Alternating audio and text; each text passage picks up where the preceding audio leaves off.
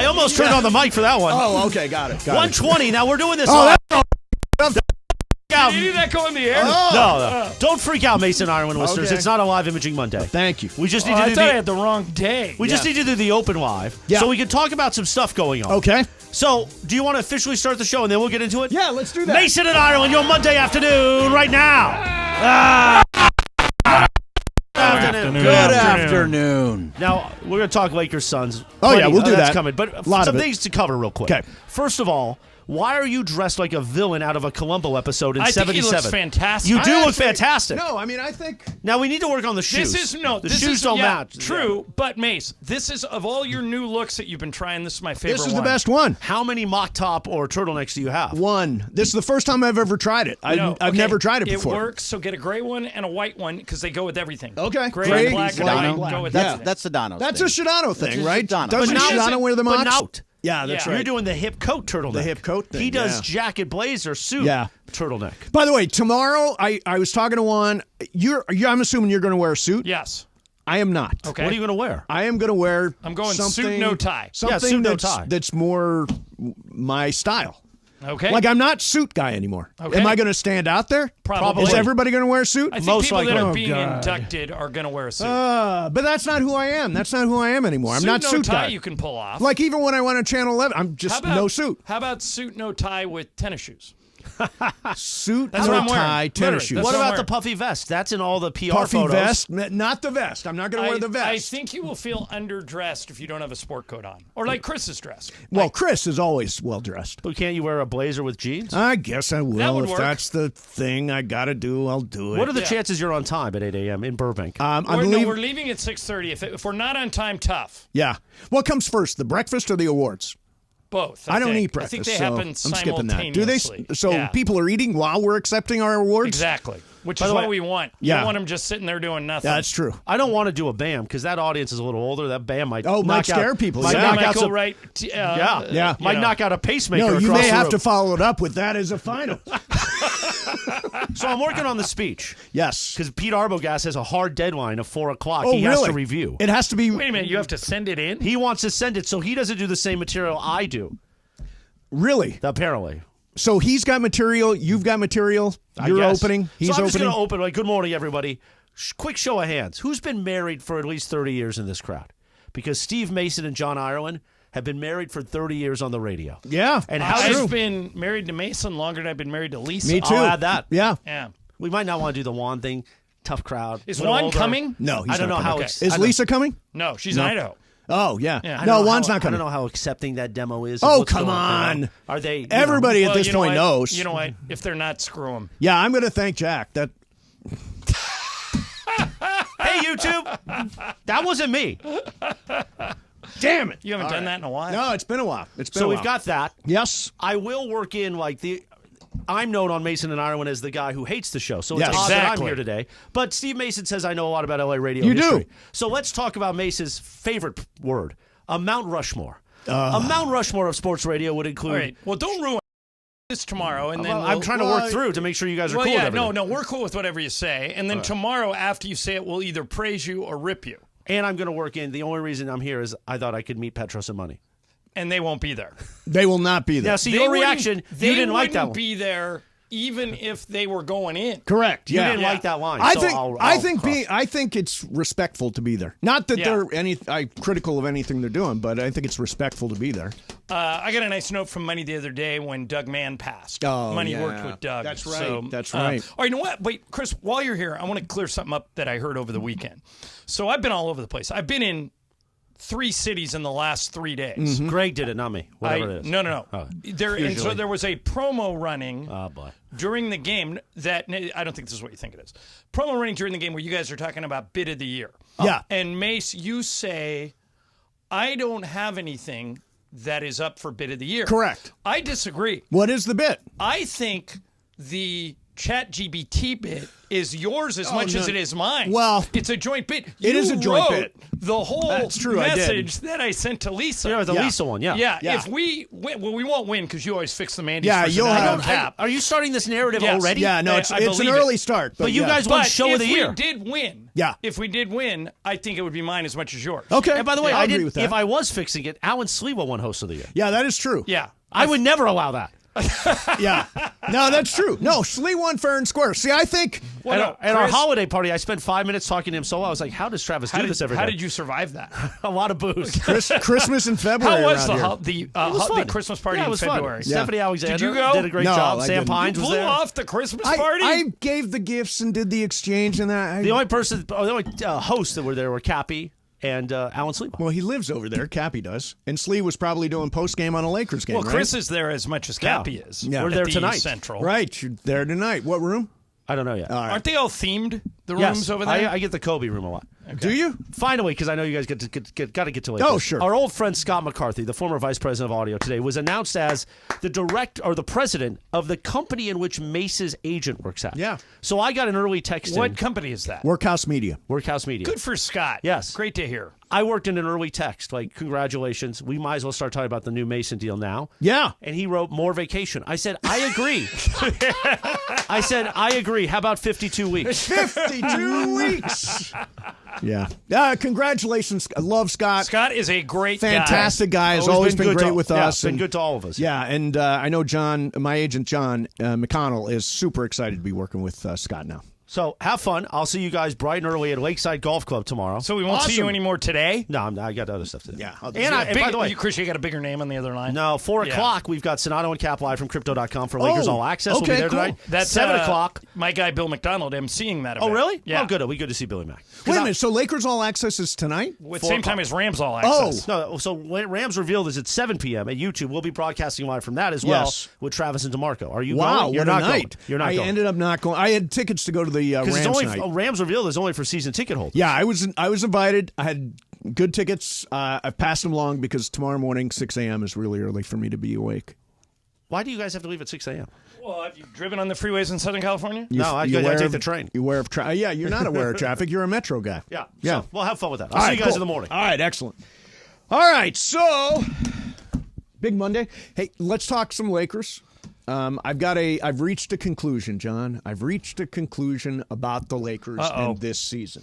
Massively disappointing loss yesterday, by the way. We will do that coming up next. Mason and Ireland, 710 ESPN. Speaking of the Lakers, did you know that BBGO is the official game day snack of the Lakers? Mouth-watering Korean snacks and meals in minutes. Keep your freezer stocked with BBGO. Bergman and I have a ton of it already. BBGO, this is the easiest way for me to describe it. It's the best frozen food I've ever had. You just throw this stuff in your freezer. You get home one night. You're like, I don't know what I want for dinner. Throw the BBGO on. You're set. It's Korea's #1 food brand, and it's making the whole world more delicious. Minimum effort, maximum flavor. You may have heard when we were doing the show on Friday, the winner of the BBGO front row contest, they're going to get courtside seats to an upcoming Laker game called in, and they were ecstatic. And that's what BBGO is all about, making people happy, doing it with food. It's available at all major grocery stores in the freezer aisle. BBGO Mandu are the largest, juiciest dumplings in the market. Every day is the day to live delicious with BBGO, the official game day snack of the Lakers.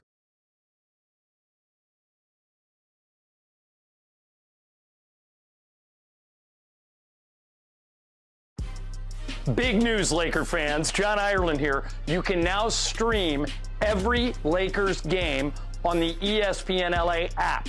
Don't miss a second of the action with Michael Thompson and I on the call. Plus, all your live and local Lakers talk every day in the palm of your hand. You're one tap away from everything Lakers. You could even win Lakers tickets. Download the ESPN LA app. And bam! Download the ESPN LA app at the App Store and Google Play.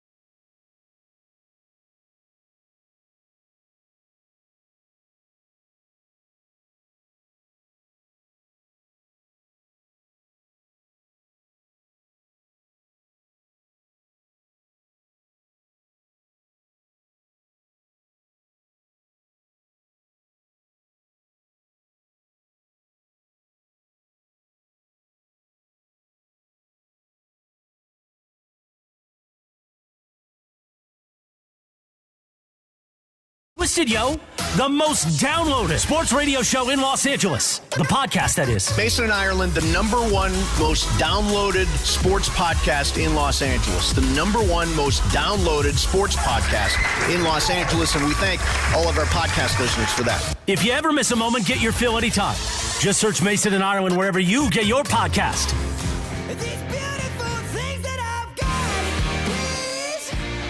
What's up, people? It's Monday. It's a good Monday. No rain or anything. I guess it's going to rain again later. No rain on my way in. Oh, God. What is this? Not heavy rain. I didn't get any rain. But it rained. I got rain too. I thought the same thing. Man. So Bergman. Yeah. I wanted to, because of you, I wanted to give you an opportunity. Eric Bieniemy is now the associate head coach and offensive coordinator for the UCLA Bruins. How do you feel about that? See, I really like it. I didn't hear crosstalk, but I think you guys talked about it. Yeah, we did talk about it, yeah. I really like it. I think this is a good opportunity for him to come back to somewhere that he's already coached at before and kind of create his own world again. So they can see, people in the NFL can see what he can do on this level and get back there in 2 years. Here's what I don't understand. So he said today that he left Washington on his own accord, the Commanders. Do you really leave an NFL offensive coordinator job for a college offensive coordinator job? Keep in mind, he was let go. Ron Rivera was... He says no. Well, wait a minute. It's semantics. Ron Rivera was fired. Yeah. And when a head coach gets fired, I obviously have been through many, many head coach firings sure. as the voice of the Lakers. Yeah. I think we've had 7 coaches in the last 10 years. Yep.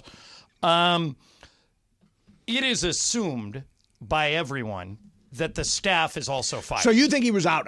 I do. Okay. And then the new coach has the right to retain him if he wants to, but it's not a sure thing. If the head coach gets fired, you're on shaky ground. So I don't think Eric would have had a job to go back to in Washington. I'm with Greg. I think it's a good thing. I compared it to... It's like finding a great deal in a bargain basement. You know, like they weren't going to get Eric Bieniemy unless there were weird circumstances. Right. These are weird circumstances. They were able to get him. You take advantage of it and run with it. So my one thing, Greg, though, is, and I said this to Travis and Slay, I hope they give Deshaun Foster and Eric Bieniemy time. If they fire him I'm preparing UCLA fans for this right now. Oh, boy. I think UCLA is going 3-9 next year. Yikes. Most likely. They have a horrible schedule. They have a horrible recruiting class. Greg, I think I read it's the worst ever in the history of UCLA football. Yep. You're right. And it's just going to take these guys time to dig out of the hole that Chip Kelly dug. So I hope they give them at least 4 years. In the modern era, most coaches don't get that long. No, they do not. If you have 2 bad years, you're out. And if that's the case here, I fear... You think if he has 2 bad years, he's out? No. Again, let me be perfectly clear. If I'm Martin Jarmond, if I'm the AD, I give him 4 years to get this right. In the world that we live in today in 2024, if he has 2 bad years and the alumni say, I'm not giving any more money to this guy, he's had 2 losing seasons, and Martin gets nervous and fires him, then you just go right back to the same carousel. Greg, I hope they give him time. So I hope so, too. You have to give him 4 years because he's coming in with an empty cupboard. There's nothing there. Everything is gone. Everything that was there on the defensive end for the most part is gone. You have no offensive coordinator. Their defensive coordinator is a guy that got elevated after D'Anton Lynn left, that Mallow guy. See, I think what Deshaun Foster is doing is the exact right thing he should be doing. Former head coaches coming in as the offensive coordinator, and he should probably let Mallow... When was Bieniemy a head coach? Former coach in the NFL. Right. He's an offensive coordinator. He was never a head coach. Every kid in college thinks he's going to the NFL. Right. Even if he has no chance. But they think they're going to the NFL. He's the associate head coach also, Bieniemy, so that should be something that is going to help him be the CEO overall. Right. I think they should bring in a different defensive coordinator. I don't know if Mallow has it. He's never done it before. I would like to see them go and find Steve Wilkes, who is not going to get a head coaching job, is not going to get a defensive coordinator job anywhere in the NFL. Yep. It's too late. Go get Steve Wilkes. Just bring him in as it's like an associate head coach to Deshaun and Bieniemy and let him do his thing. Yes, have the two. So you have Steve Wilkes and Eric Bieniemy and this Mallow guy, and then you also have Deshaun Foster just overseeing it all. Right. 2 guys that know what they're doing, have done it in the league, and just talk about They it. absolutely need. I mean, I think this is very, very smart to bring in somebody with a lot of experience since Deshaun Foster doesn't have a lot. By the way, the last 6 UCLA coaches have all gotten at least 4 years. You have to get 4 years. Okay, good. That's a good sign. Yeah, You're bringing in all the way all back new to guys. Donahue. Yeah, everybody's gotten 4 years, even the ones you don't like. Carl Durrell. Yeah, but he Did had Carl one- Durrell get 4 or 5? Yeah, no, you got at least 4. Yeah, Laura at least got 4. Yeah, he got 4. He left on his own. Yeah, he did leave on his own. So there you have it. I actually think it's wait, a who very good left move. on his own? Well, Jim Mora, he was Jim Mora got fired. Yeah, he got fired because Yeah. he was looking around trying to get other jobs But in the NFL. I know people that know Jim, and he wanted to stay, and they blew him out. Yeah, you're such a Tell him red to ass. not start to Yeah. go over to Atlanta and interview Well, for I that mean, interview it's job. weird if you're in those positions because, again, we had that story earlier. You kind of got to take the meeting because Yeah. you never know when you're getting fired. Right, and in the Yeah. case of Jim Moore, if you've got a chance to make that jump, I guess you make that jump. It was much less common then than it is now. Now you see head coaches taking jobs in the NFL as coordinators on a fairly regular basis. Right. Yeah, he should have stayed at UCLA. He should have put all of his focus on UCLA instead of looking around, and he might have been able to stay longer. What was his career record? 76 and 46. So he started off really I'm sorry, hot. 46 and 30. 46 and 30. Yeah, Who? Moore. he started off really hot. Yeah, better than Chip. Yeah. Yeah, No, Chip was terrible. Chip wound up 27 and 29. Yeah, the reason Chip was terrible wasn't that, I mean, he was a good offensive mind, but he was a terrible head coach. Yes. Didn't want to meet with alumni, didn't want to do the dance with the media, Yep. just a grump. Yeah. And Deshaun's the opposite of that. Yeah. So hopefully it'll turn a corner. All right, so Lakers lose yesterday. Afternoon game, early game in Phoenix. They got steamrolled. I mean, they gave up 45 points, I think, in the first quarter. They had to dig out of a hole. It's sort of like the Lakers from the beginning of the season where they wound up in a ditch to start the game and had to fight their way back. Rebounding was not there at all. Yeah, I think it was 51-34 Phoenix, and offensive rebounding 14-3. They're right there. That's all you need to know. And Nurkic was just a monster Played yesterday. great. And I'll say it again. Everybody's killing Anthony Davis for Nurkic having the best game of his career. Anthony Davis isn't the only guy who's allowed to get rebounds. No. You got to help him. You know who they're missing? Jared Vanderbilt. Yeah. Jared Vanderbilt, I think second best defensive player they've got. Right. And he is there a final proclamation on Jared Vanderbilt? Is he going to be back, not going to be back? He went on the trip. Yep. Limping noticeably. I think they're going to reevaluate him in a month, but I wouldn't be shocked if he doesn't come back. Yeah, they But could who really knows? use him. I mean, Yeah. I'm not a doctor, and I don't know. Yeah. And I know he's getting treatment every day, so maybe something good will happen. So I made a couple of mythical money bets. You win any of them? Well, what did I have Friday? No, I didn't have anything on San Antonio. I lost game last night on the Lakers. You lost to the Warriors. Lost to the Warriors, You yeah. had 10K on the Lakers plus 6.5 Warriors. Yeah. But And you then- also have 2 bets that you're going to lose. Okay, which ones? Lakers over 45.5 wins, and also Lakers 6 seed or better. Those are both losses. Well, but you haven't lost them yet. You have not. Yeah, I wouldn't count on getting that money, but I wouldn't count on losing it either. He's also going to lose the Taylor Swift is going to break Oh up no, with that's Travis all going. Kelce. That's all going sideways now. Okay. Oh, she's making rules for him, and he's not Rules. necessarily following. And Oh, he's no. in Vegas with women What do I in have, various Greg? I have states till of June undress. 1st. They got to be together on I think- June yeah, 1st. Let's see. That's a lot of time between yeah. now and It then. was 6 months from whenever we. Yeah, she's making no, rules. but I still got to make it 3 more months. Yeah. I got to make it March, April, May. Taylor's laying down the law with Travis Kelce. Well, how's that gone for her other 25 celebrity boyfriends? There you go. See, that's why I think I got Taylor. a chance to win this bet. Chill. Let Travis be Travis. He was. So Mace, are you on or are you getting off the Lakers It's a bandwagon? very good question. Very good question. Yeah, what's this conclusion you've come to? I don't think it's going to happen. Jumping off. I'm off the ship.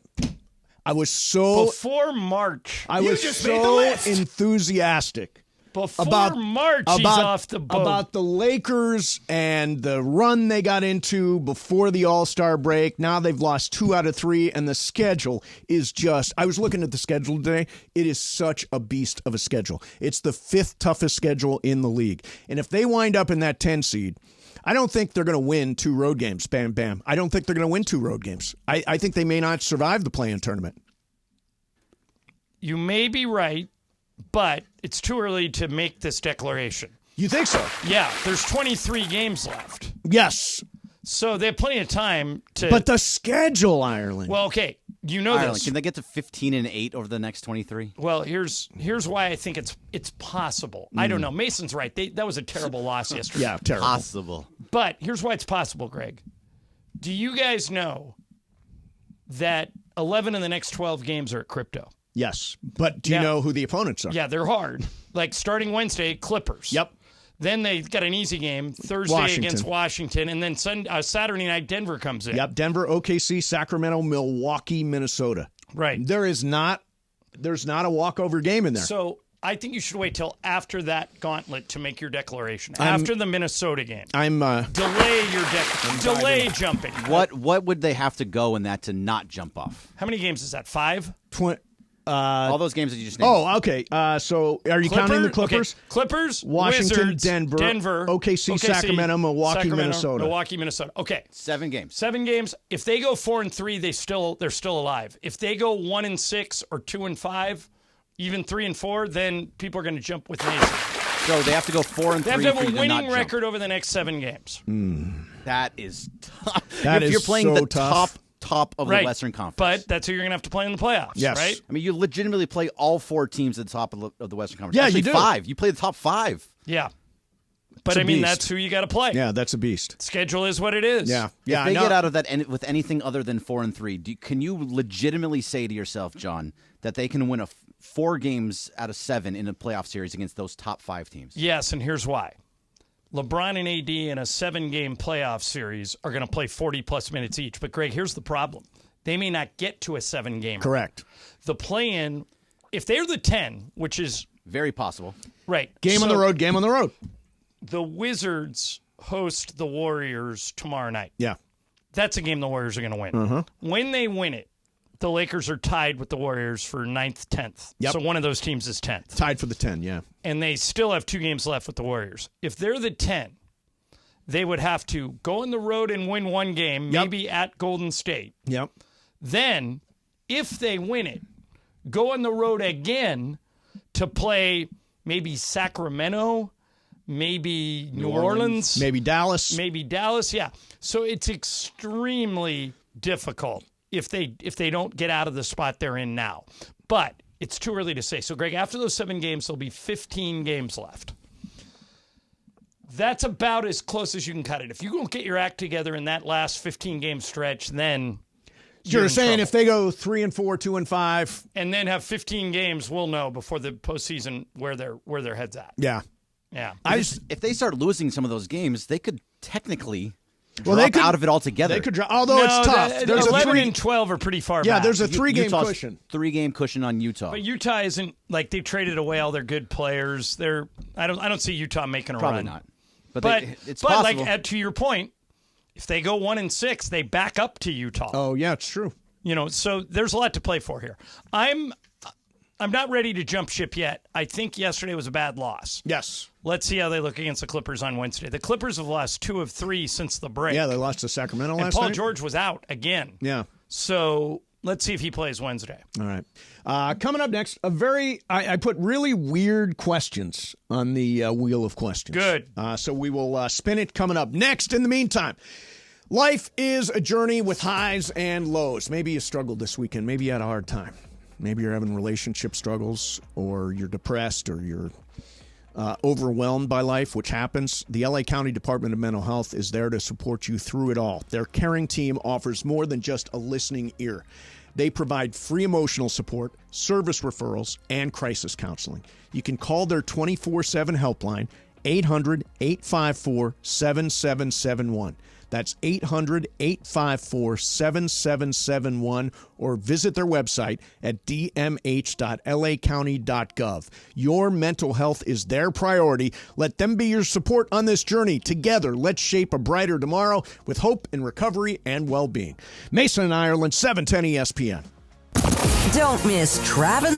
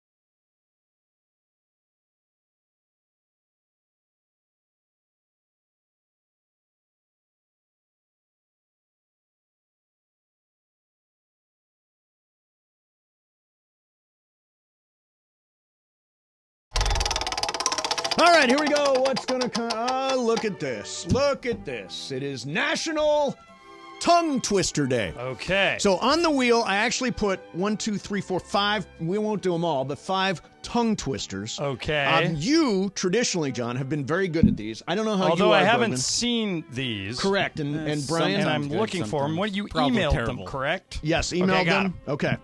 So you want me to go first? Or you want Brian to go first? You go first, Simon. Okay. Because you're good at them. Yeah, pick one. All right. I'll do number 1. Okay. Here we go. Brisk, brave brigadiers brandish broad, bright blades, blunderbusses, and bludgeons, balancing them badly.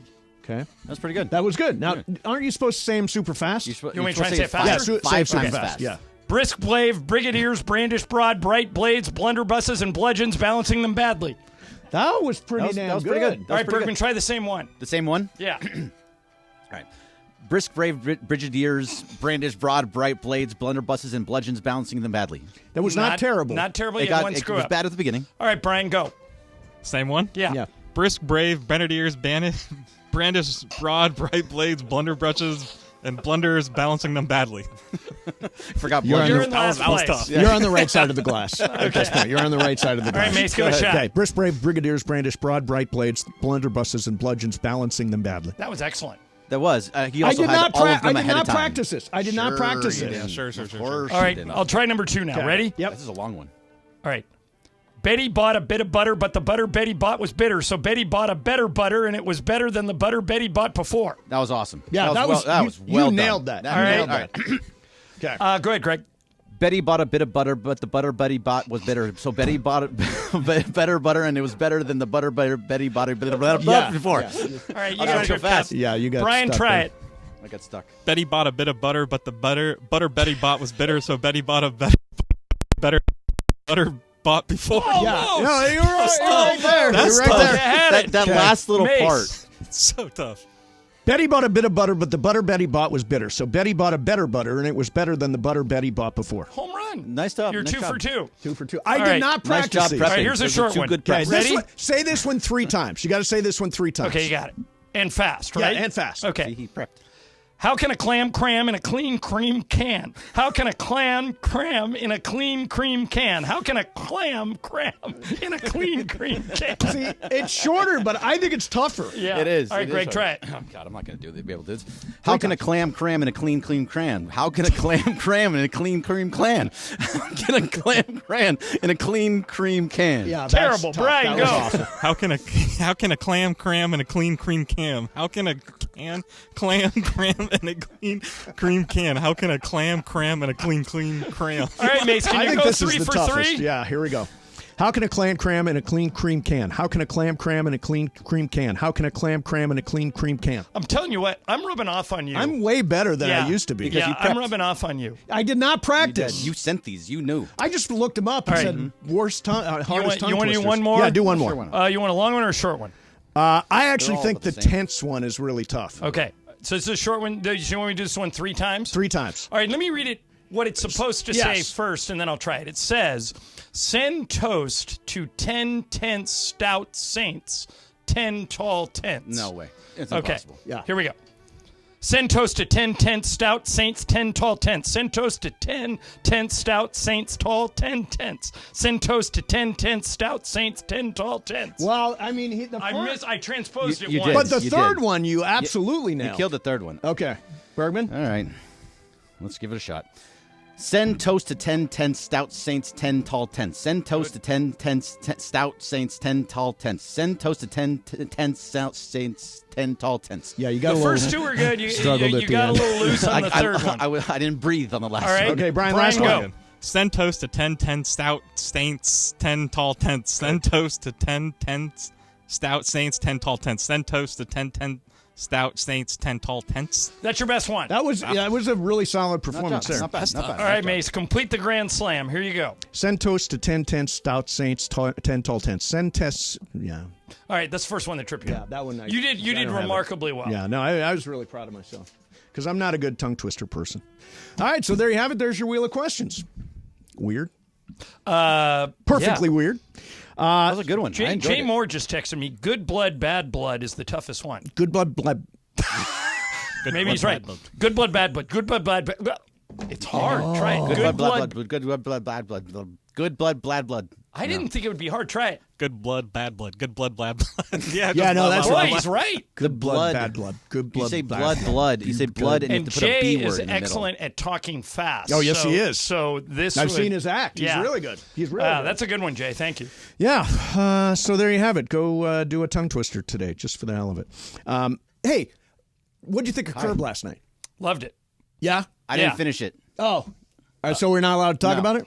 I'm halfway through. Let's talk about last week's. Leon's loose shorts. Yeah. Did you wear? You didn't wear the shorts on You didn't wear Friday. the shorts. You said you're Oh, going I to wear was gonna- Leon's loose yeah, shorts. no, I just did it to respond to the text chain. But I would have zero problem. Now, I'm always. I don't know if I should admit. Well, why would I? It'd be embarrassing to admit the opposite. I always wear underwear. My boys need a house. Yeah, no, I always wear Yeah. underwear too. Yeah. Cappy's the only one here that probably doesn't. Yeah. Ooh. See, No, he talks about underpants all the time. He does. He I does talk think- about underpants. I think Curb's been great. Greg says it's just been okay. Okay, I the think first it's been two great. not good. The last one and the first half of this one was good. Yeah, the last one I thought was the funniest. I thought the last one was funnier than The one last last night? No, the last week's the one with the The- dog and the yeah. coyote and When the he's- let's play when- through. When Leon says a dog can't tell what you're saying, so he starts MFing the dog. Yes. And it's very funny. Yeah, I also loved the coyote, Jeff plays through, Larry's loose shorts. Oh, only your father-in-law died. Right. I'm sorry to hear your father died. It was my father-in-law. Oh. Well, that's just less your father-in-law? serious. That's less serious. Yeah, Larry David has a way of bringing up real truths that no one wants to admit. Correct. That's correct. one of them. Yeah, Perfect absolutely. example. You, John, when it comes to golf lessons, have Yeah. you ever sat and listened to somebody else's Sure. golf lesson? Yeah. Was Matter that of okay? fact, last week, a guy was given a lesson. I was hitting balls, and the guy was giving a lesson to the right of me, and I started listening to what he was telling his student and started doing it, and it helped me. I don't think there's anything wrong with listening to someone else get a lesson. I thought You that don't think that's violating a rule? I thought that pro was a little uptight. Yeah. Well, Although he got good money for those lessons. And Larry was stealing them. I kind of get that guy's deal. Okay. Okay, here's a weird thing. Last night, Yeah. a guy I know had a cameo in Curb, so to make sure it was the guy I knew, I went and looked at the credits. Oh, did you see IMDb? Adam Schiff Yeah, was in that's there? where I was gonna go. I noticed it when I saw But the I credits went go back by. and watched, and it didn't look like Adam Schiff. Yeah, Adam Schiff, the guy running for senator, is listed in the credits as being disgruntled golfer number 4. Right. And I think it's that group of 4 golfers where they But cut I went away and to looked, in long distance. and It wasn't him? Well, it doesn't look like him, but maybe it is him. Yeah. I don't know. Yeah, just stopping by Curb. By how great is Tracy Ullman? Is Oh, Larry's she's girlfriend so that he doesn't funny. want. So funny. He's got, 19 weeks left, I think. No, 9 It was weeks. 6 months. It was 6 months. 6 months. He's got It to was stay like with her. 3 or 4 months in. And all she Because- talks about is her recovery. Right, because her psychiatrist feels if Larry breaks up with her, she'll spiral out of control. So he's staying with her even though she's like the worst girlfriend For ever. exactly 6 months. Yeah. Yeah, which is what the therapist Yeah, and he said to slipped do. up last night. He goes, God, 9 more weeks. Yeah. And she goes, 9 more weeks to what? And he goes, till you're great at this. Yeah. You know, it's like- So the thing that we haven't mentioned yet is that you see the Dodgers trade? no. The Dodgers have traded Manny Margot, who they got in a deal in the Tampa trade, to Minnesota. And you know who they signed? Kike Hernandez. Wait a minute. Kike I thought Hernandez- Kike was an unrestricted free agent. They signed him as a free agent. Oh, so they traded Margot, the created trade the spot, created a roster spot. created the Love roster it. spot, and then they signed Kike. Who I think He's that's a really good he's move. perfect on this team, Greg, because he can play 8 positions. Or can he catch? I don't know, maybe 7. So he probably can catch, but that was a whole thing back in a couple years ago. I Like, think let I've actually Kike catch. seen him play the other 7.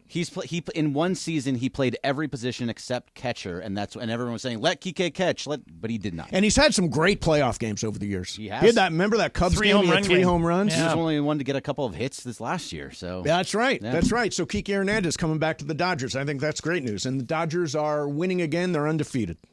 They may go 162-0. They may. They may. All right, coming up next, it's time for the 2 o'clock call of the day. 877-710-ESPN. This is Greg's favorite part of this show. He loves this part of the show. Also, we've got a guest coming up. Who's our guest? No Apparently one. nobody. Yeah. 877-710-ESPN. Kurt Warner will be on the next time Greg fills in for one of us. Here's a question. Who should we get on the show? Who should we make Bergman get on the show as a guest? you have to remember But that it's got DeMarco did it. Okay. should it be somebody that he can actually get? Like I could say Tiger Woods or LeBron. Oh, yeah, or, no. Make it somebody that's it's gettable. somebody attainable. Yes. Okay. All right, let me think about this. Yeah, I'm going to think about it too. And then Greg can open his Rolodex. He's got an old school Rolodex that spins around with little cards. You know what's going to happen? I'm going to get an email or I'm going to get a phone number. I'm going to say, Laura. There you go. Yeah, there. Follow up. All right, 877-710-ESPN. 2 o'clock call of the day is next. Don't forget, BB Go Fifth Row Fridays is on. That means everything we say on today's show might be on the quiz. Friday I felt so at bad 3:30. on last Friday. Some guy got the first 4. He's like the first So caller. close. So close. And he missed the 5th one on like a technicality. And then he knew it. Or it was the 4th one he Right. missed. He knew it, and then he said the wrong thing. Right. Because he And had we- it in his notes. And because we have to follow contest rules, we had to give it to somebody else. Yes, that's correct. Yeah. All right, 877-710-ESPN. Mason in Ireland, 710 ESPN.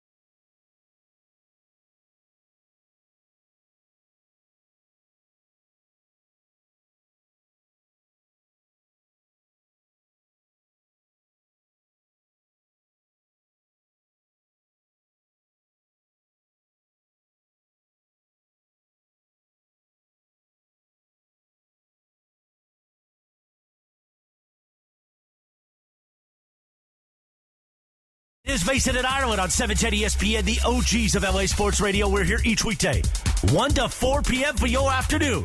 Sandwiched between Travis and Sliwa and Sonato and Cap. Mason in Ireland continues now. All right, it is Monday. We're cranking it up for the week, and it is time for the 2 o'clock call of the day. And, John, any guests percolating in your brain? Gettable guests for Bergen to Gettable chase. guests that would be good to get. Yes. That All right. Laura will get. Okay. You're gonna be surprised at where I go. Yeah. Steve Ballmer. Oh. New arena, All-Star game coming up. We've never had him. He doesn't do a lot of media. Oh. Think he'd be willing to talk about the Intuit Dome? His team is very good this year. Yeah. Don't think it's impossible. What do you think, Bergman? I mean, I'll see if Laura can do it. Oh, come on. You're still the producer of everything. Of everything. Yeah, I mean, I can try and reach out to That would be interesting. I'll happily reach out to the Clippers and say you have a really nice logo now, and I will. Don't like ask their Ballmer. logo at all. You're weird. Super boring logo. Yeah, we can talk more about that later. Steve Ballmer is sweating it out tonight. Oh, no. Yeah, that's going to help. All right, let's go to Mike in Northridge. Mike, you're on 710. Good afternoon. Mason in Ireland, you guys are the best. Thanks, man. The reason I'm calling is longtime Laker fan, and it's been happening all year. Defensive rebounding. I don't blame AD at all. He's doing his job. As you guys know, who played basketball before, rebounding is all hustle. And I don't know why. It's not just yesterday. They get killed on the defense. They give up more second and third chances at any team I've ever seen. And I don't know why Cam or anyone cannot fix this situation. They won't go far unless they change this.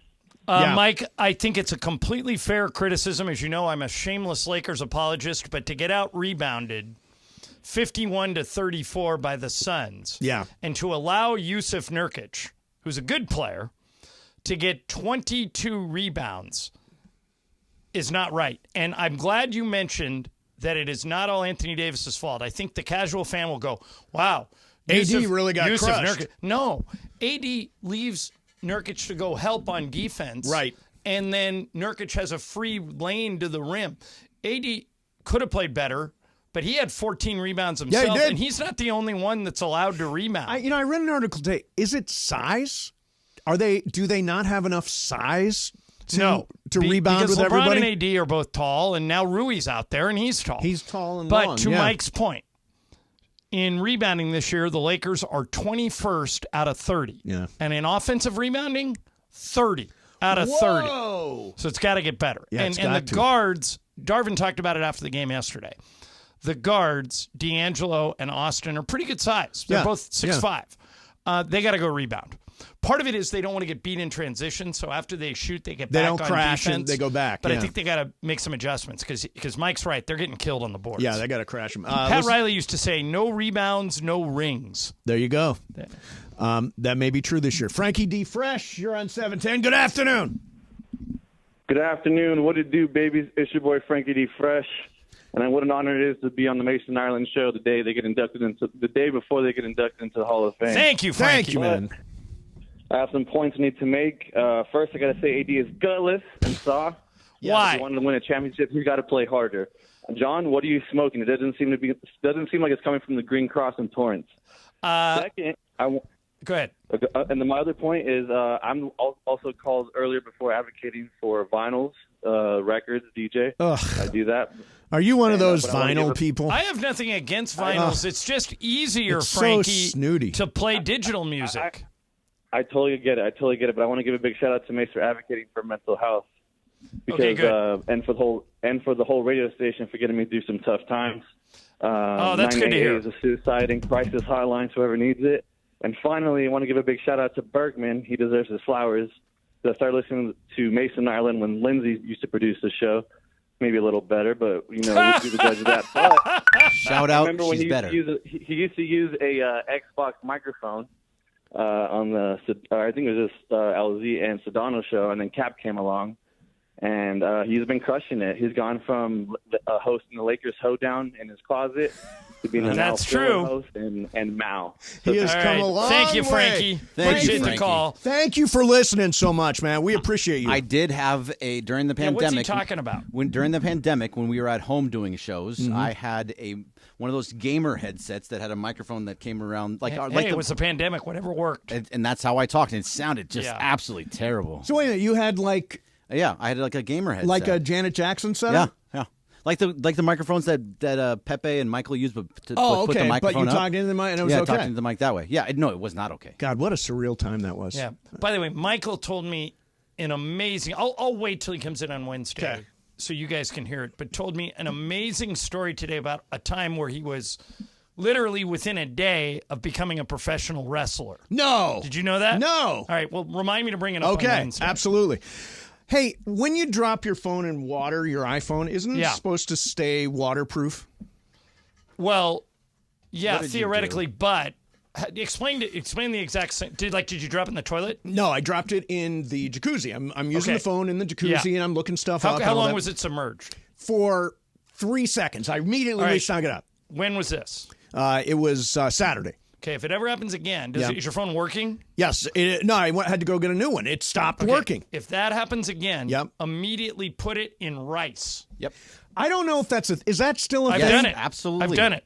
But is soaks that up the still water. a thing? Yes, Yeah, I don't know. absolutely. I just read an article like a week I ago did too. about the same thing, and it said that it's like a myth, or it doesn't actually work. I read the same No, article. It well, says it's a myth. I did it. I dropped my phone in a sink that had water in it.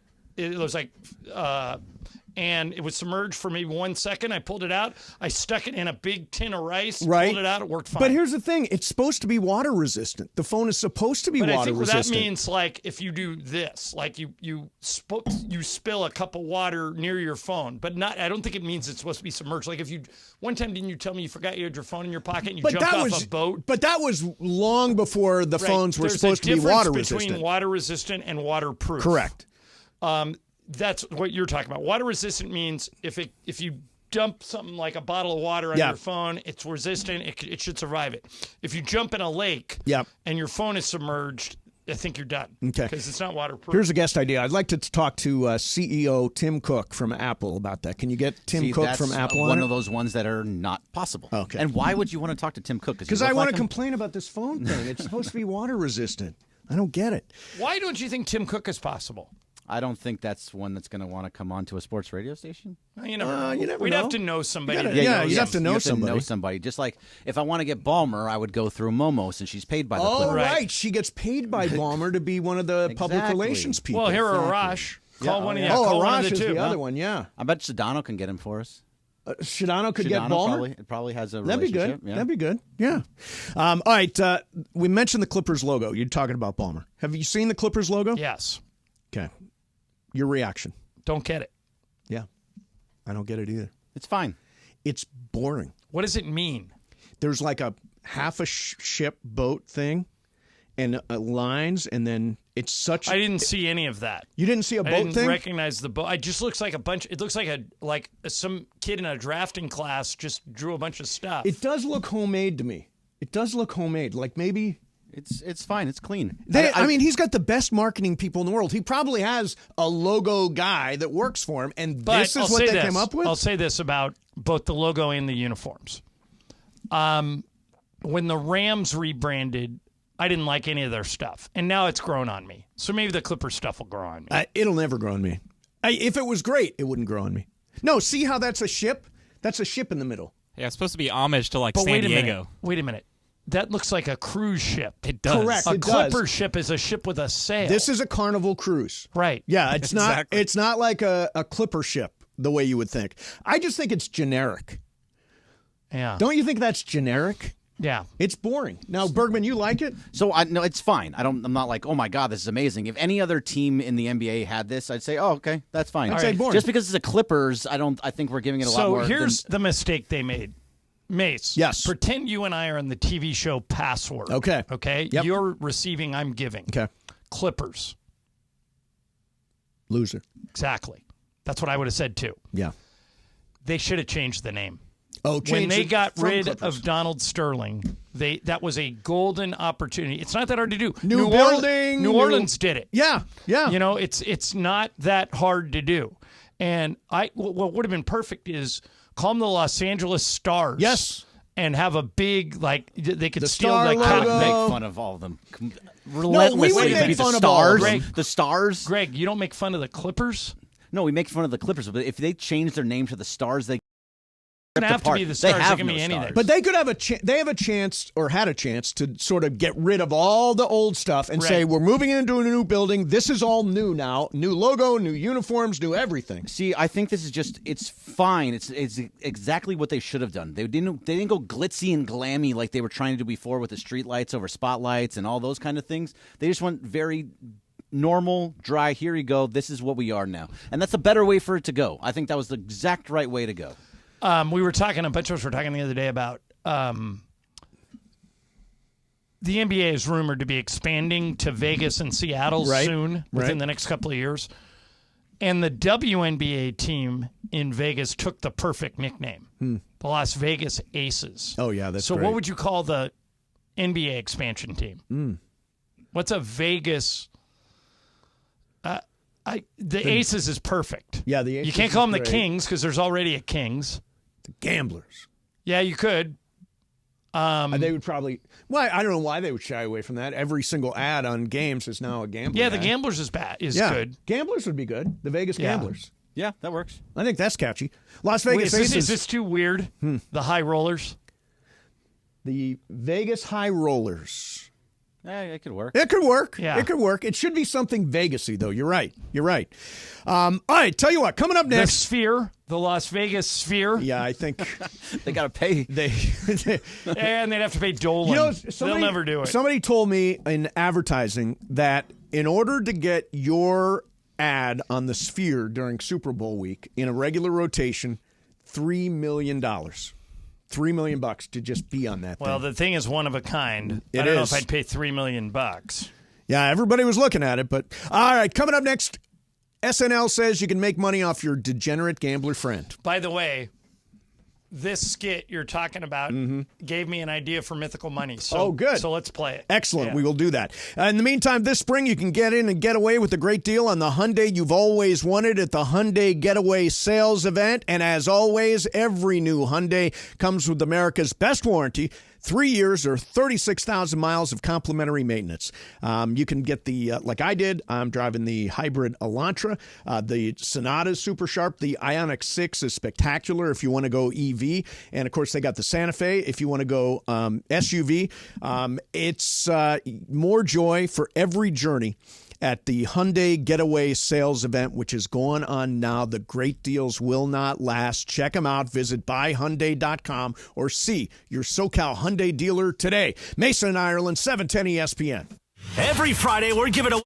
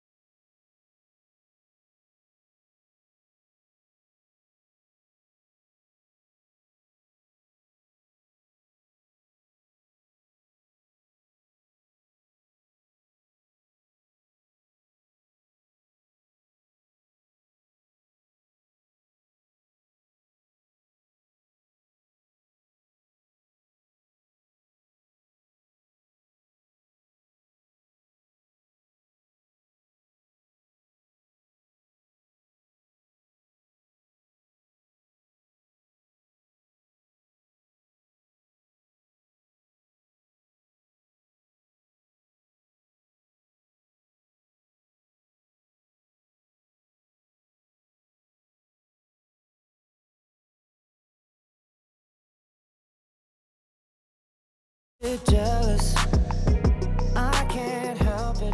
What do you think, Ireland?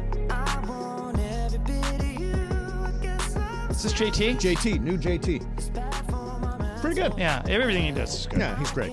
By the way, Culture Pop Podcast came out today. It is with the writers of Bob Marley, One Love, Terrence Winter, who's a great Terrence Winter, you know. I've heard that name before. Was executive producer and writer on The Sopranos, was executive producer, creator of Boardwalk Empire, wrote Wolf of Wall Street, was nominated for an Oscar. So it's him and Frankie Flowers. Go to YouTube, search Culture Pop Podcast, and it will pop right up. Is that why you liked the movie? Because you had them on your podcast? No, I love the movie. You loved the movie? I love the movie. You saw it, Greg? Yes. You guys didn't love it. No, I loved it. was By the way, fun. the world more agrees with me. It was a gigantic box office hit. I mean, the story and the story behind it is good, but the acting and everything about it just wasn't very good. They didn't do enough. You didn't like the lead actor? I know. I like him. I thought he was good. I just didn't think the storyline worked. It just was a very short period of time. It didn't explain anything. It just assumed that you knew everything that happened in the movie. Here's what I liked about it. In his life. They didn't do here he is as a little kid, here he is as a teenager, here he is as grown up, here he is when he dies. That's what they didn't do, which I liked. I wanted them to explain to me how he was coming up with creating these songs. Why did he? You didn't think all the strife in Jamaica was all about that? No, I know, but actually him writing the songs. Like one of the cool things about 8 Mile with your favorite song, John, Lose Yourself. Yep, first song in his playlist. You saw. I mean, I know it's fake, and that one wasn't a biopic, but you saw him writing the song, kind of putting it all together. I wanted to see that with all the Bob Marley songs, and it just wasn't. It was about something that they just assume you already know, and they're just showing it. So I did not know the stuff in the movie. Did you know the stuff in the movie? Did you know that he brought two warring factions together on stage at a peace concert? I mean, I did not. That was a big deal, though. I think that one I've seen more than I have seen than knowing that he was in a relationship with other women and the wife was in a relationship with other men. They both had infidelities. And then they had some guy that was stealing money from them. I didn't know anything about those kind of things, but they just glom past it. Yeah. Disagree. Okay, that's fair. Love the movie. It is, and by the way, it's doing huge business at the box office, which is great. All right, Saturday Night Live. Kind of not the best episode of Saturday Night Live. I wasn't familiar with Shane Gillis, Me were either. you? No, I had never heard of him. I thought his monologue was right on the edge of Weird. Yeah, but this skit was interesting. It's a spoof about what if you had an app that you could bet on literally anything. Yes. Here it is. This was from SNL Saturday night. The thrill of victory. The satisfaction of placing a bet and watching it hit big. The exhilaration of an upset only you saw coming. With betting apps right on your phone, it's easier than ever to turn your passion for sports into cold, hard cash. And with so many games to bet on, you almost can't lose. But there's a dark side as well. We all know a friend who struggles with online gambling. A friend who's on the verge of losing everything. His house, his family, his entire life.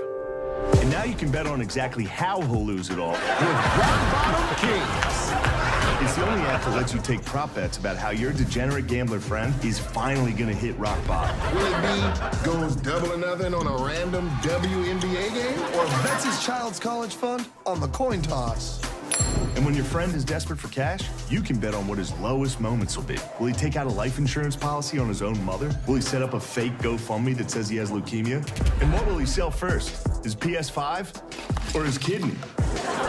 And you can build a parlay about everything that could happen to him. Divorce, marries rich old widow, arrested for elder fraud, and fakes his own death, but is immediately caught when he uses an app to gamble. With Rock Bottom Kings, you'll feel like you're in the game. The game of your friend versus his horrible demons.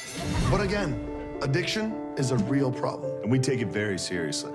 That's why all these gambling ads are full of cash, gold, fireworks, and flames exploding everywhere. Because you're not a loser. Your friend is. They say the house always wins. Well, now you're the house, and your friend is probably gonna lose his. Does it seem a little cruel to bet on your friend's devastating addiction? Sure, but it's also hilarious. So however your friend bottoms out, make sure you cash out at Rock Bottom Kings. Download Rock Bottom Kings today, because gambling is serious. Seriously awesome. Rock Bottom Kings. He's the one with the problem. There you go. That was Saturday Night Live, and we don't talk about that. We don't have the access to be able to gamble with the touch of a phone, right? But not in a California. lot of my friends do. Do they? Yeah, they just have Out of offshore state? accounts. Oh, yeah. offshore accounts. But I mean, literally, like if you're sitting in an arena in, let's say, Cleveland. Right. Sports gambling is legal in Cleveland. Mm-hmm. You can bet on the over in the second half. You can bet Right. on LeBron getting over a certain number or whoever. I mean, people are. My brother in Ohio says when they legalized it, it's unbelievable the number of people that show up at casinos and gamble. At the heart of that spoof was betting on your friend's behavior. Yes. So, for example, had when we walked into Crosstalk today, had I had the option when Travis said, "Hey, Mace will come by this season ticker event," I knew you weren't going to that event. We talked about it this morning. I was almost gone. I would have bet Greg that you wouldn't go, but you probably wouldn't have taken it. No chance I was taking that. No, But it's betting, 7 o'clock. Get Betting outta on your friend's behavior is a fun idea. That is a fun idea. Yeah. I mean, you don't want to wish them ill like that spot suggested, but, you know. Is betting on your friend. Like, what do you weigh right now? 192. Okay. So. Up a little. Greg? Yes. If I said it's basically March 1st in a couple of days. Yeah. Yep. By the Friday. end of March, Mason will be north of 195. Would you take that bet? So, well, because I'll win it, I'll say yes. He'll be below. I think he'll be below. Okay, I'd say he'll be above. Yeah, You do? I will Yeah. take that bet. You want that Yeah, bet? That'll all right. be betting on my misfortune gaining weight. Well, not your misfortune, but your habits. My habits, yes. Yeah, okay, so I'll bet you 5K. Done, because he will do it just to spite you. Correct. But that's what I'm going for. Yes. Exactly. Yeah, so no. this is my Mace way of over. keeping Mason healthy. Yes. Betting him It's a that he'll challenge. go over 190, because like you said last week, you need a challenge. I do. I need a challenge. So now you got one. All right. By the way, whenever we bet, stupidly, even on my weight, it's brought to you by Prize Picks, the largest and number one daily fantasy sports platform in North America. New members can go to prizepicks.com/710. Use code 710 for a first deposit match up to $100. Prize Picks is daily fantasy sports made easy. All right, so the court storming thing. We have to do the court storming thing. I actually have... Bergman pointed something out to me today, and it changed my perspective on the situation with the Duke-Wake Forest game, which led to a court storming by Wake Forest. Yeah, it's what everybody's talking about, and we'll get into it coming up. Mason and Ireland, 710 ESPN. Let me tell you about iSpot Active. This is wearable cryotherapy. If you golf, play pickleball, tennis, soccer, basketball, football, if you do anything active, you got to know about iSpot Active. Go to that website, ICEBODactive.com. I used this a couple of weeks ago when I had a long day. I played golf in the morning. I had to load a moving truck in the afternoon, put on my iSpot compression shirt. Mace, you still wearing your iSpot compression shirt? I am. Every night I wear it. Folks, this shoulder, I need it for the shoulder. And the upper and lower back, it's great. If you're active, and particularly if you're sore, go to that website. You'll see Hall of Famer James Worthy with a testimonial on there. There's a doctor who does a video. It'll answer any questions you have. It's wearable cryotherapy. You put on these compression shirts. You slide the ice-cold gel packs into the slots that are built into the shirt. You leave it on for 20 minutes, and if you're like me, you're going to feel a lot less sore 20 minutes later. Check it out today. iSpot Active, by the way, always free shipping, always 30-day money-back guarantee. So for any reason you don't like it, you can send it back, get all your money back. iSpot Active, iSpotActive.com. Coming up today at 4 p.m. It's the LA Afternoon Takeover with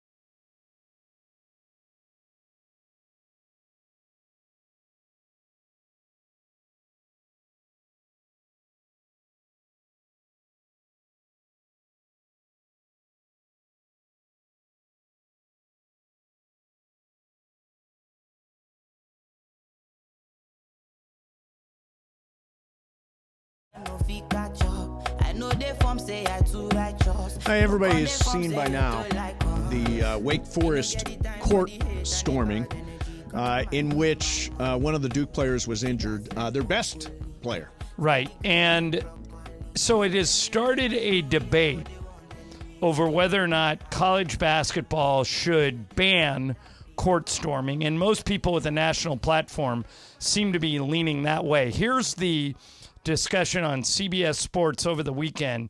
Adam Zucker, Clark Kellogg, and the first person you're going to hear from is Seth Davis talking about court storming. First, you have to make the decision, are we going to ban court storms or are we going to manage them? I've never liked court storms. The court is for people like yourself who earned the right to be there, players and coaches. The fans have not earned the right to be there. I've been against court storms for a long time. We could see this type of thing coming. I kind of backed off to the position, well, okay, we'll have the court storms, just make sure there's enough security there to get the opposing teams. That's just not in place. A huge turnover by Wake Forest University, which obviously knew that if Wake was going to win the game, this was going to happen. If we made the decision collectively in the sport to get rid of court storms, it could be done. Yeah. People just don't, frankly, have the gumption to do that, and I frankly wish they would. A way to maybe guide the students coming onto the court away from the opposing players, but not every situation's the same. I think you just shut it down. I don't think you can have a middle ground. That's the problem. Yeah, exactly. You're trying to play both sides against the middle. The players and coaches need to get off the court, and if you want to have a post-court storm, a minute and a half after the game, then you can do that. But the players and coaches, officials have to be given room to get off the court safely. Good luck telling the college students that, right? Yeah. Okay. Good luck. So a lot there. What do you think of court storming? I think they've got to get rid of it. I think it is dangerous. But I'll say this about this Kyle Filipowski. Yeah. He was injured because he went to trip somebody that was storming the court. If you look at the video very closely. I watched it. It looked like that person tripped into him. It looked like he stuck his leg out and tried to trip somebody, and that's how he actually got hurt. Bergman, do you have that? Tweet out that slow-mo that you showed me. All right, well, I'll Greg, where are you on court storming? So I don't think you can do anything to stop it. There's nothing that can be done. Sure you can. No, you can't ban it. They're gonna, and also I don't think you should. It's a part of the college experience. I did it. I've done it at UCLA. I've done it at Colorado. I've done it plenty of times. You're a regular court stormer? Went back in the day. Sure, it was fun. But I think there should be ways around it. I don't know what you can actually do. Okay, I've got one. By the way, and I disagree with what you said at the beginning of that. Which part? That there's nothing they can do to stop it. Of course there is. It They doesn't can happen in the absolutely stop NBA. it. Why doesn't it happen in the NBA? It's not. That's a college thing. It's the students right, storming but I'm the just court. saying, We don't have students in the NBA. if you want to seal the court, you can seal the court. Right. If you had security there, walls all around if you had it? security you there, put, nobody you would put storm. red coats there. Yeah. Right. So so you're going to now pay more red coats, more security at Yes. each. Correct. For how little it happens. But I agree with you more than I agree with Mason. So let me throw this out there. Okay. I sent this to you guys. One unnamed college coach has an idea, and I think it might work. Tell me what you guys think. Okay. All right. So this is an idea of how you can keep court storming but make it safer. Start a shot clock as soon as the game goes final. So in other words, you've got a rope up around the court. You've got security in place. But you start a shot clock as soon as the game goes finals. You give the visiting team 30 seconds to get off the court and down the tunnel. Your students start counting down. Okay. Okay. Once the home team is in the tunnel and safe, you drop the ropes, let them storm the court. Would that work? No. Why? You want to go first, Mace, or Yes. me? The court storming is spontaneous. It's not like, okay, let's stop and let everybody 3, 2. It's not going to work like that. Kids just storm the court. They're not waiting. They don't care. There's only a few ways you can get onto a court. All right, just because of the ways things are configured. Like a lot of people have a press table in front of it. Some sites don't. You can seal the court. I've seen it done. Yes. UCLA banned court storming until my sophomore year of college, and then they realized that other arenas were doing it, and they got jealous, and they basically said, okay, they put guys in yellow jackets around the court at the end of games, and they just caused a small delay. They didn't wait 30 seconds. Yeah. But after about 10 seconds, they said to the students, had their hands up. They said, wait. All right, go. And they all stormed the court. So the problem with UCLA, by the way, is that they're used to winning and being the number one team in the country. Especially, what year were you there at UCLA? 81 to 85. So they were still pretty good around the end of the day. When I got there, they were in the NCAA championship game. When I left, they won the NIT. I was there for the whole demise of the UCLA basketball. So you were Straight on the downhill. demise. But the fact is that they were winning championship after championship. They were always the number one team. So people were storming the court on them if they lost, not the other way around. Right. But so you guys would both ban it. No. I would No, not. Bergman's like, I would you not. can't stop it. I would absolutely redcoat that sucker. You here's can. here's That the is thing an option. Here's the thing about the schools. The schools have such liability when kids are storming the court. I told this story a couple of weeks ago, but when I was at Bowling Green, we actually went undefeated one year. And at the end of the season, everybody stormed the field, and some kid got hit with the goalpost, and his life changed forever. The liability there is incredible. Right. I didn't think about that. But I think you can do it in a controlled fashion. I would just need to talk to more people in that business to figure out exactly how to execute it. But I'm with you, Greg. I would try and find a way to keep it. Yeah, because it is something that is fun in your college experience to go and storm a field, storm a court. That is a big part of the. Like, I was at Colorado when we beat Nebraska, when Nebraska was really good with Tim Couch and all that kind of thing.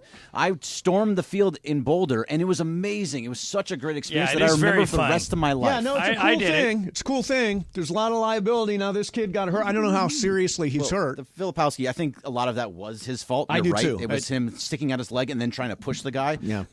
Well, I think any smart person realizes that you've got to find a way to get the visiting team off the court and safe. But if you can do that and still let them storm the court, you should do it. I just got this tweet that's interesting. Chrissy tweets, do you have anyone on your podcast whose movie you didn't like, Venice Mace? A simple yes or no would suffice. You don't have to mention any names. I would love to know that answer, too. Oh, I think it's unavoidable. If I don't like the movie, they're not coming on. I don't book Well, people wait a minute. that. I don't But like there have the been answers. instances where you have had somebody on, and just because of your schedule, there's a chance you haven't seen the movie yet. No, always see the movie. Huh. I've never had anybody on where I haven't seen the movie on a screener, or haven't gone to the theater, or haven't watched the link on TV. I watch so much stuff. I'm trying to think. Is there anything? Yeah, there probably is somewhere along the. But honestly, I don't bring people on if I don't like the movie. And if you listen Why to not? the rest, why not? Yeah, to have a conversation with and actually have a real And conversation. say this movie's bad? Well, No. could you say, though, like what Greg said about Marley, hey, this movie didn't work for me, and here's why, but it's a huge success. It's a big break for you in your career. Tell me why you think it works. Never. You would never do that. Oh, Why you not? completely blindside somebody. Wait a minute. So You're having a real Well, conversation. hang on a second. So, Academy Award nominee Terrence Winter is on the show. Hey, I didn't like your movie, but tell me why you made it the way. I mean, you can't do that. It's how you say it. You don't say, Right. "Hey, I didn't like your movie." I think, by the way, like, go back to Larry King. Larry King was a completely He never saw the movie. non-confrontational interviewer. Right. He never saw the movie or read the book in advance. That was his rule. Because honestly, he says he wanted it to be fresh for his viewers and his listeners. The reality was, I think he was a little lazy. Yeah. I won't have somebody on if I haven't seen the movie or the TV show. Yes, yeah, I would. I would interview somebody if I didn't like the movie. Yeah, why not? I think that's actually shows that you will bring on anybody. I mean, I'll bring on anybody whose work I like. I'm not going to bring somebody on and blindside him with that sucks. It's not even Well, stop like saying Greg's right. sucks. You don't have to say it that way, but you could say to Terrence Winter, "Hey, like any movie, there were things in this for me that I thought were great and I really enjoyed. For example, A, B, C, and D. Right. There were other things that just didn't work for me. How do you decide what to put in and what to take out?" Well, that part of the question was asked. That Yeah. was asked. Why did you tell the story the way you did? I think that's the way you get the answer. Is open ended, and without you get it from throwing him. him under the bus. Exactly. So, Chrissy, the answer is maybe once or twice, maybe. But Ireland, I always see the movie or the TV show, Really? or I don't do the Interesting. interview. Yeah. Huh. All right, coming up next for you. Oh, by the way, before you do this tease, Greg, and I want to give some. This was not an original thought from me, but it came from one of our listeners. And if I could find it, I would give him credit. But now, of course, I can't find it. For a potential guest. Okay. And this guy's doable because I've heard him on other podcasts. Larry David. That'd be great. I'd need to find. I would need help from someone that knows Larry David. And then you start looking towards Mason. Didn't you wait? But didn't you call Sue once and ask her if she'd do it? And she said no. She said she'd try. No, if I remember correctly, I think I listened to that show. I think Did you were she on say with no? Momo, and she goes, "Yeah, good luck." Yeah.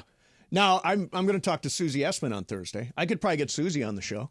Oh, I'd love to talk to her. She's great. Yeah. She's great. So should I try to bring her on if I can bring her on? Yeah, She's going to do the podcast. 100%. So I'll ask her while she's there. All right. So what's up, fools? Coming up next, don't forget Fifth Row Fridays from BBGO, the official game day snack of the Los Angeles Lakers. And we got fifth row seats for a Lakers game. If you can answer correctly 5 questions on a quiz this Friday at 3:30, there will be 1 question from each show all week long. Answer all 5 and you're in the fifth row. What game is that for, Bergman? Do you know? Against 1 second. Yeah. Lakers versus, in the fifth row, the Sacramento on Kings. March 6th. Excellent. So make sure you're listening all week long for that. What's up, fools? Coming up next. In the meantime, my buddy Jacob wanted to share kind of a typical situation.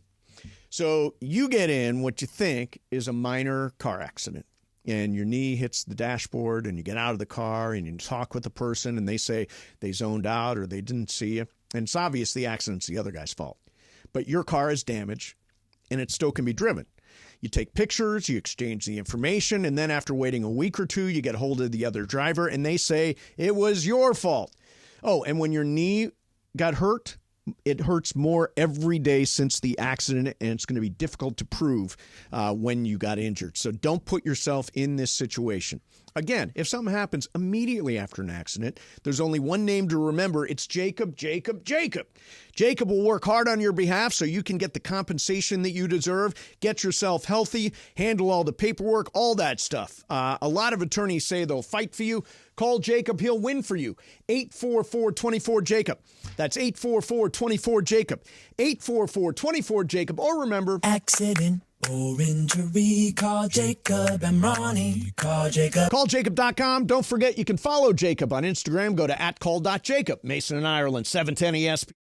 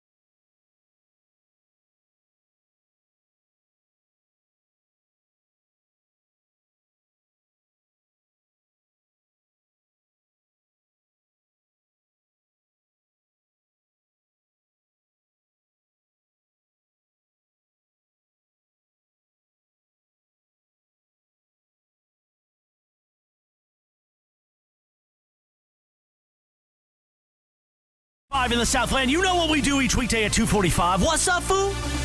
And we've been very excited that What's Up, Fool is made possible by our friends at Dos Hombres.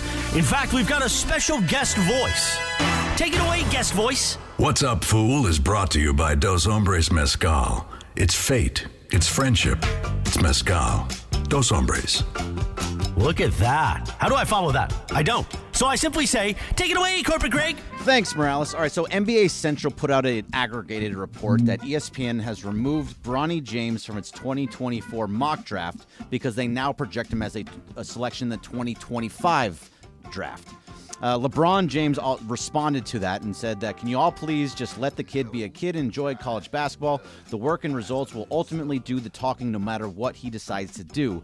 If y'all don't know, he doesn't care what a mock draft says. He's just works. Earned, not given.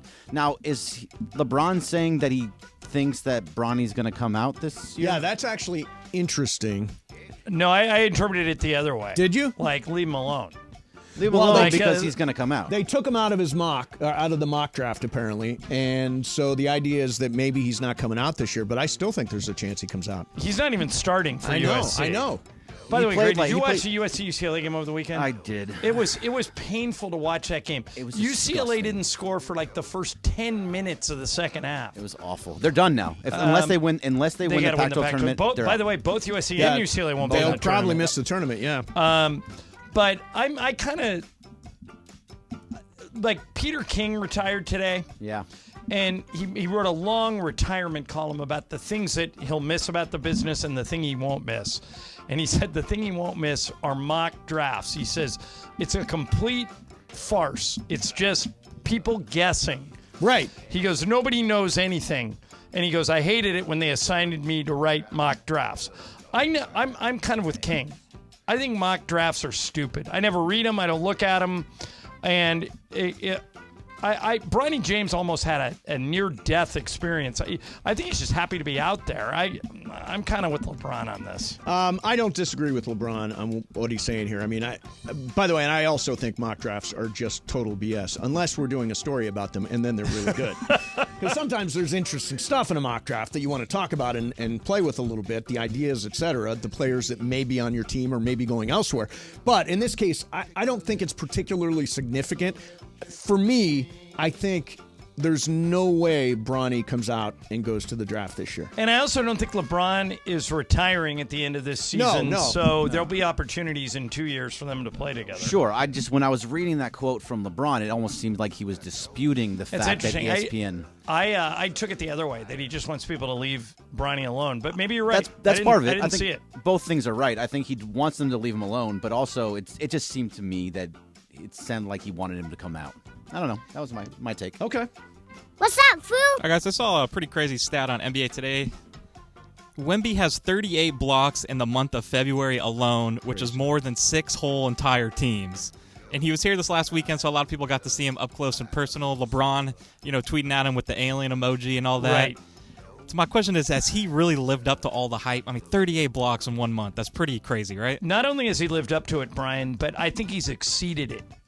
To do what he's doing at the age of 19, he's having a better rookie season than LeBron did. And he's playing 10 less minutes. And his shot blocking is freakish. There was a play, we played him on Friday. And Austin Reeves does this a lot. He beats this guy off the dribble, and he's very good at getting to the basket. So he went around Wemby and had a layup.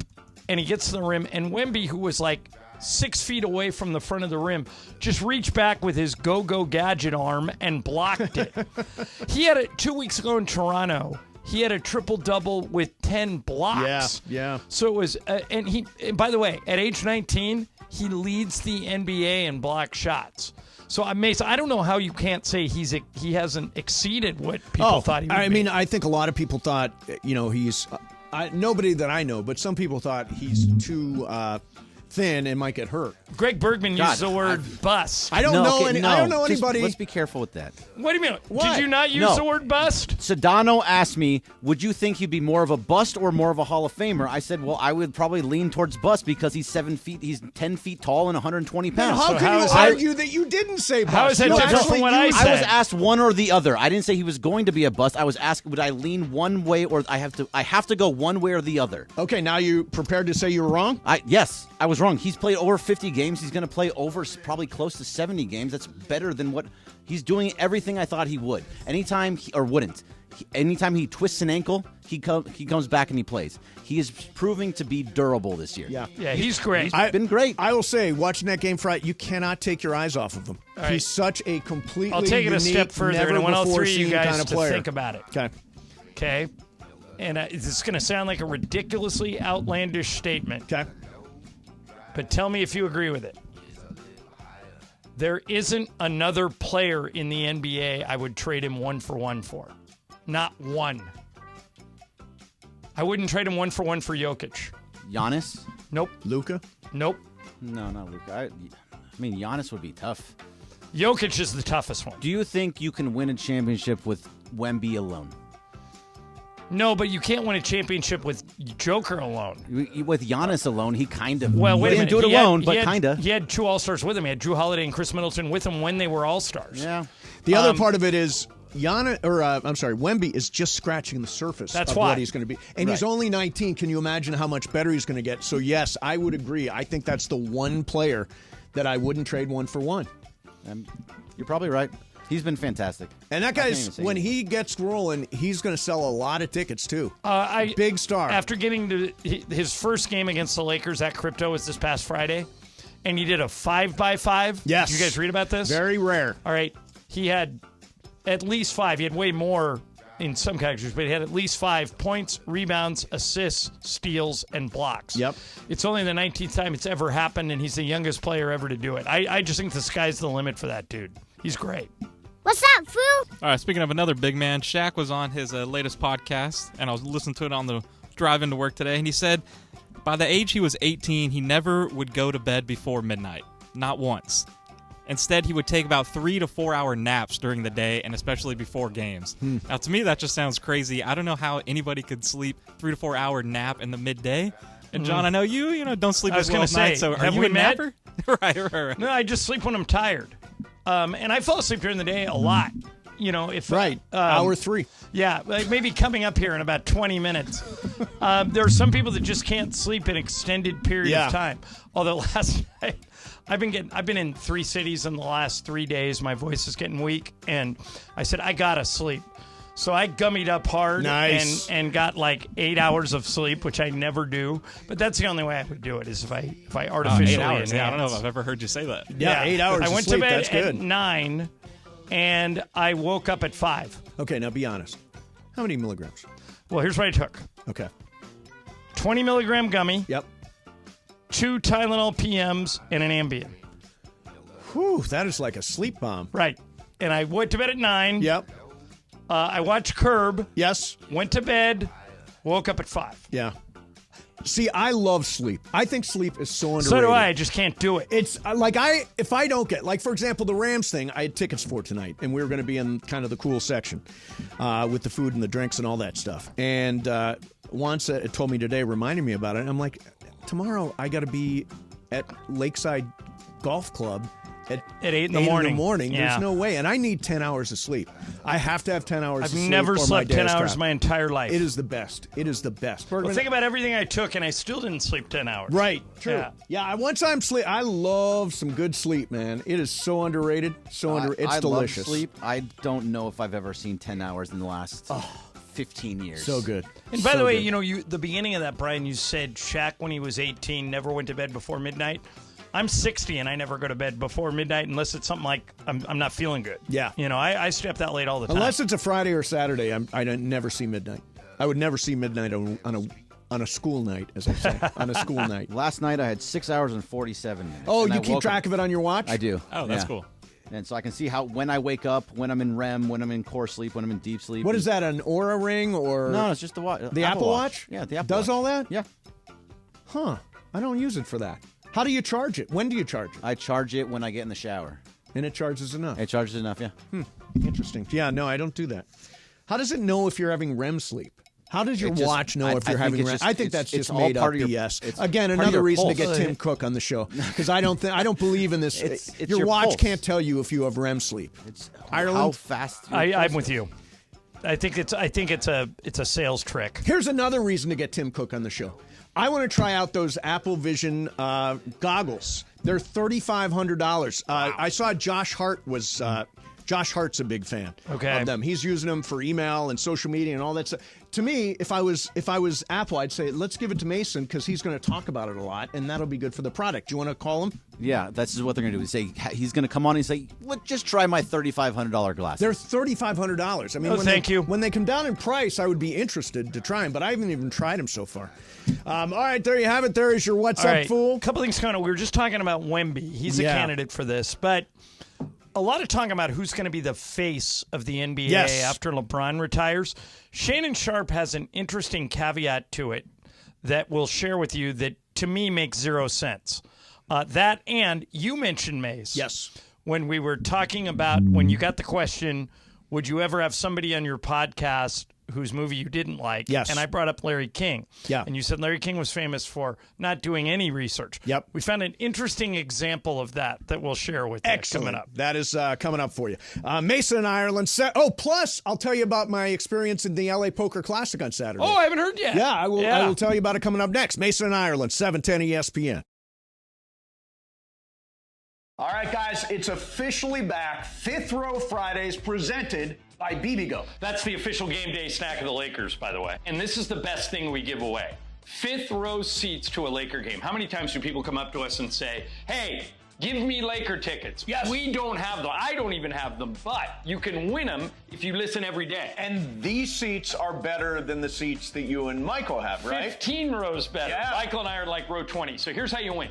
You listen every day to all the shows and take notes. If you can answer 5 questions about what happened on the show that day, you're eligible to win. And don't forget, on Fridays, your chance to call in all 5 right answers, and you are in the fifth row at Crypto.com Arena for a Lakers game. For free!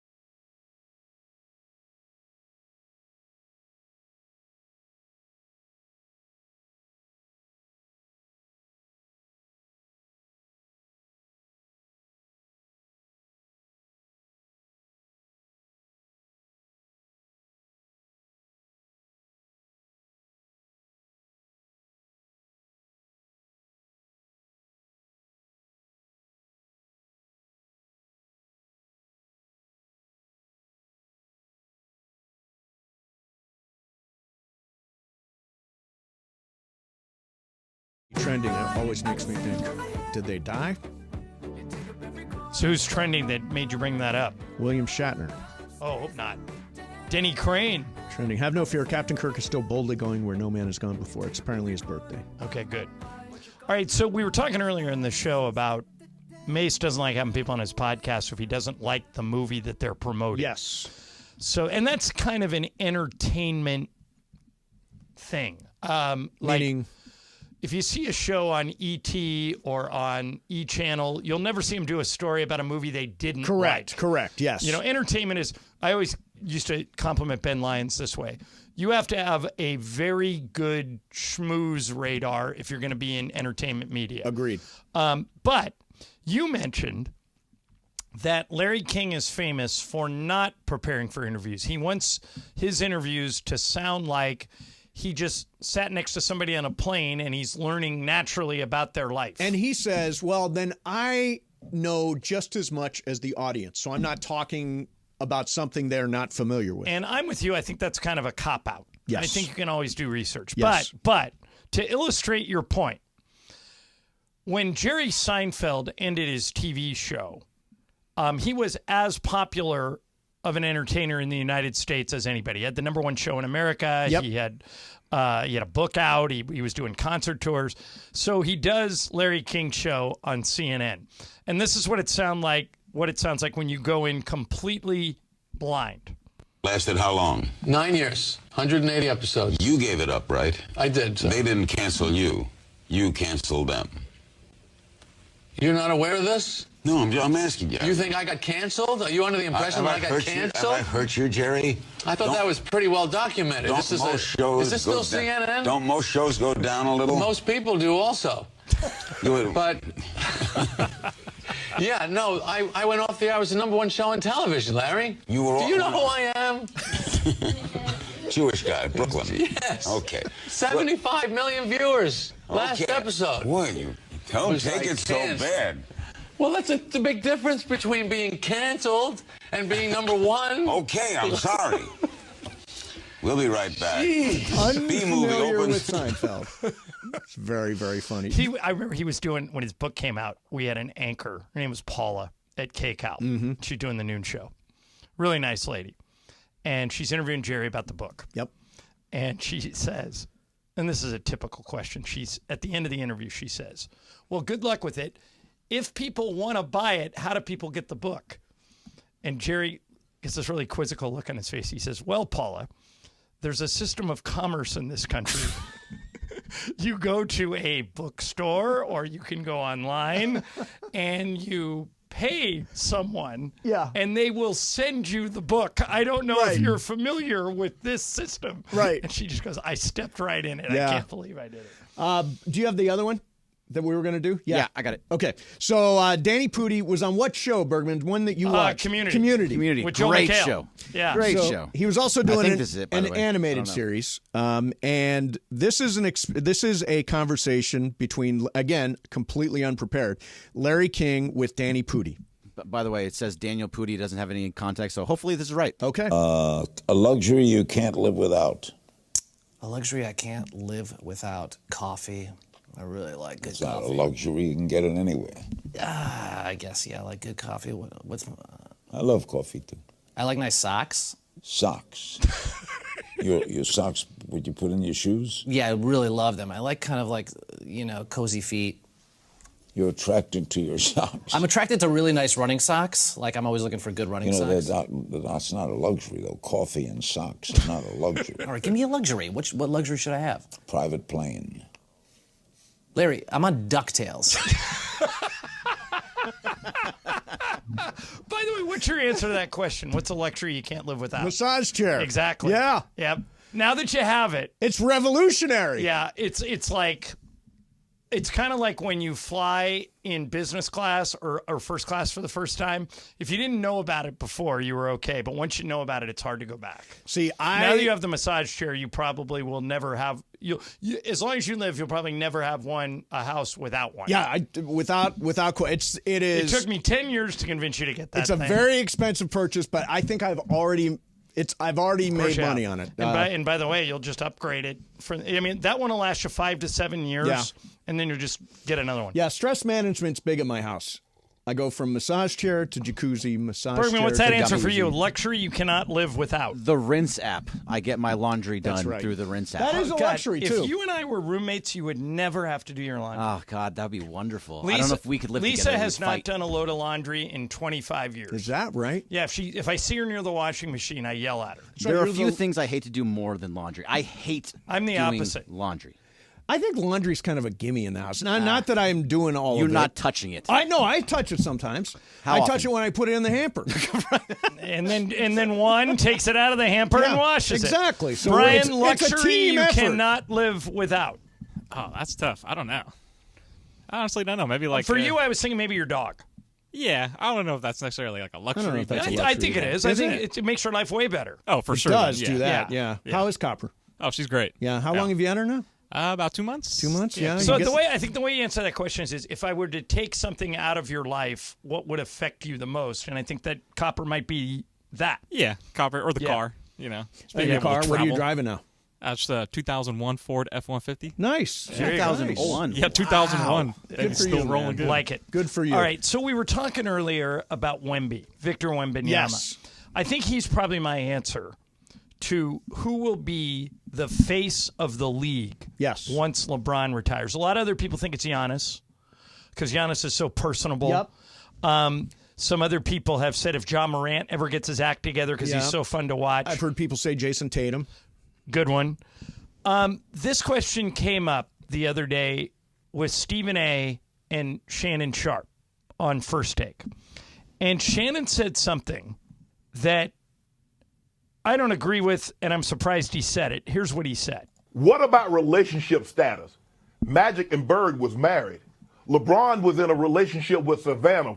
How do we look at that? Because when we look at presidential candidates, we look at candidates, we want them to be secure. We want them to be foundational pieces. You know what I'm saying? I'm not going to lie. I don't know what the hell you're asking. All right. So he was saying that the new face of the NBA has to be married, or it has to be relationship solid. I couldn't disagree more. I have no idea if Wemby is married or he has a girlfriend. I have no idea if I know Jason Tatum has a kid. Yeah. Because his kid's cute. I don't know if he's married. Yeah. I don't know who his significant other is. Yeah. I know Anthony Davis is married, but I don't know who his wife is. Right. And I've never asked. Right. I don't think it's important. It's such a weird thing to bring up. Who cares if they're married? And Shannon knows this. A lot of athletes don't want that side of their life out there. I mean, LeBron is proud of Savannah, and they've been together since they were in high school, and he openly showcases his family, which he chooses to do. Good for him. But I don't think the face of a league needs to be married. Do you? Absolutely not. It's irrelevant. It's irrelevant. In some ways, I don't think it could be more irrelevant. Like everybody you just talked about. Yes. Luka. No clue. I have no idea if he's married. Yeah. I don't Anthony even. Edwards. Yeah, No idea. No idea. I don't think it would matter if the guy was gay. I really don't. Do you know if Shohei Ohtani is married or? I don't. I don't. No clue. I know he's the face of baseball. I know right? he's got a dog named Decoy. Yeah. Right. But I don't know any other thing. He's the face of baseball, though, right? Either him or Aaron Judge, and I don't know if Aaron Judge is married. I think Aaron Judge.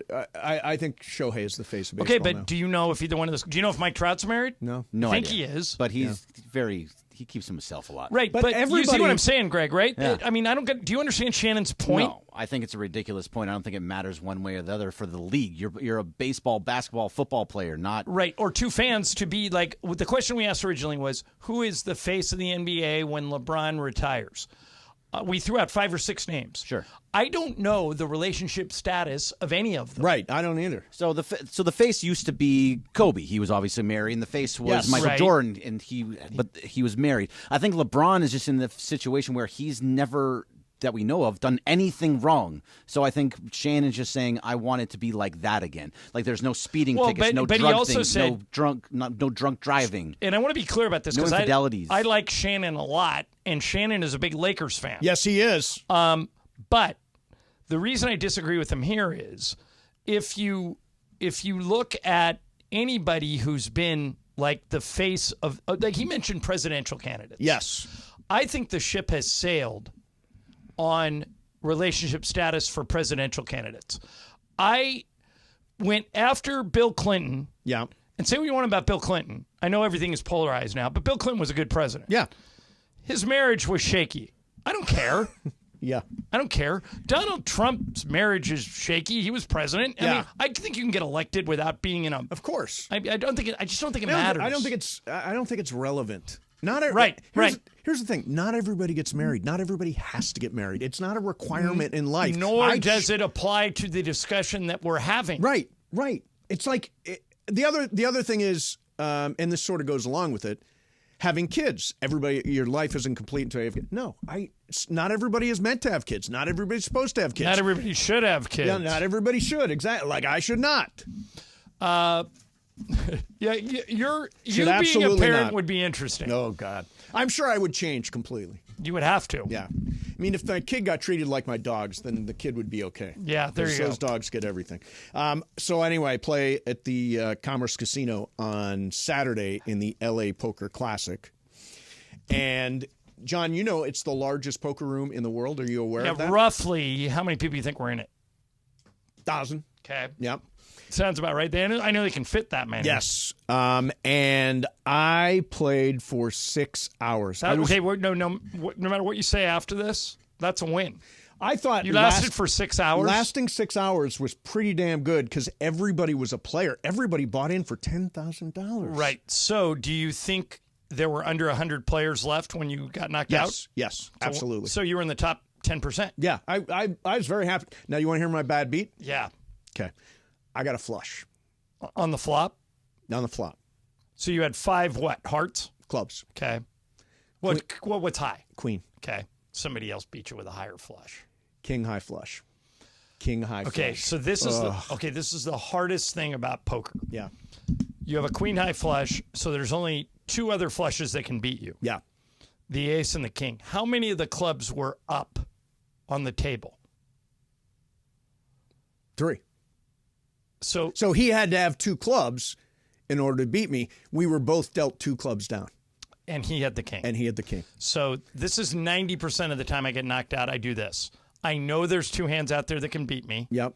He's betting like he's got one of them, and I won't believe it. Right. I will say, I'm just going to play the percentages here. There's only 2 hands that can beat me. If he's got one of them, I'll tip my hat to him, but I know he's got it.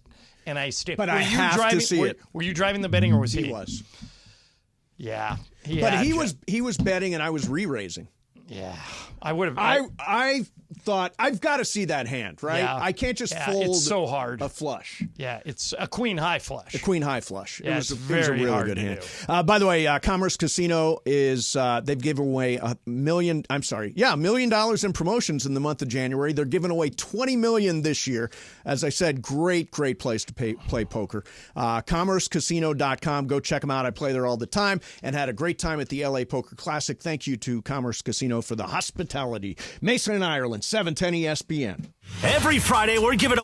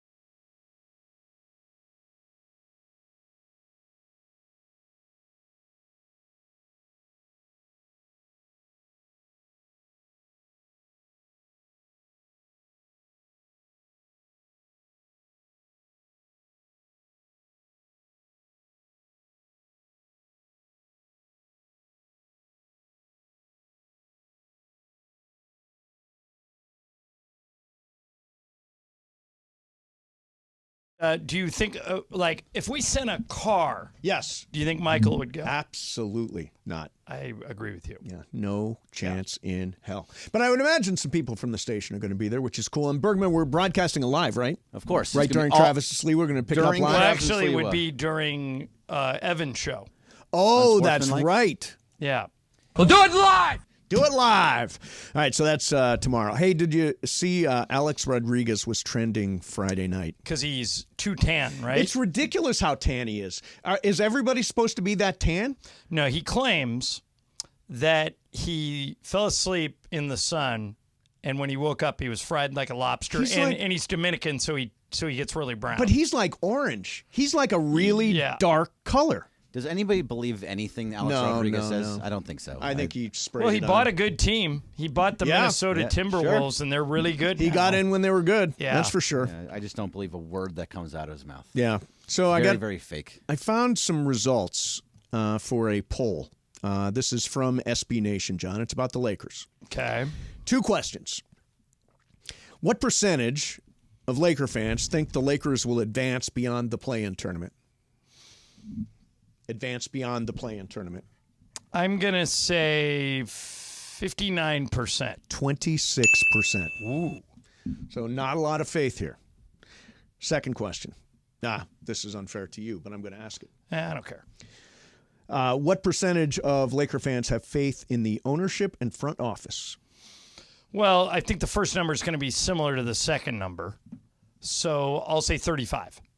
29%. Yeah. Yeah. I mean, it's are the numbers identical? 26 and 29. Okay. 26% think they'll get beyond the play-in tournament, and 29% have faith in the ownership and front office. Now, I'll say this about that particular issue. First of all, I think there's probably a 26% chance that the Lakers do get out of the play-in. I think that percentage is probably right. About a 25% chance that they can get the 7 West or the 8. is pretty loaded. I would make it higher, but I get where you're going. Laker fans, I don't think, have enough appreciation for the front office. There was just a championship. Last year, they went to the Western Conference Finals. I know. They brought back that team again. Last year, they found a way to reconfigure the roster at the deadline, and that team went deep into the playoffs. I don't get the lack of faith in ownership in the front office. Well, if you're a fan of any team, what you want is a team that's easy to root for, fun to watch, and can compete for a title. They check all 3 boxes. Now, only one team can win it. And in fairness, I will say this. It won't be the Lakers. The Lakers will not win. You think the Lakers have a chance to win the NBA championship? You just made the list. I think it's matchup dependent. Let me tell you how they could do it. Okay.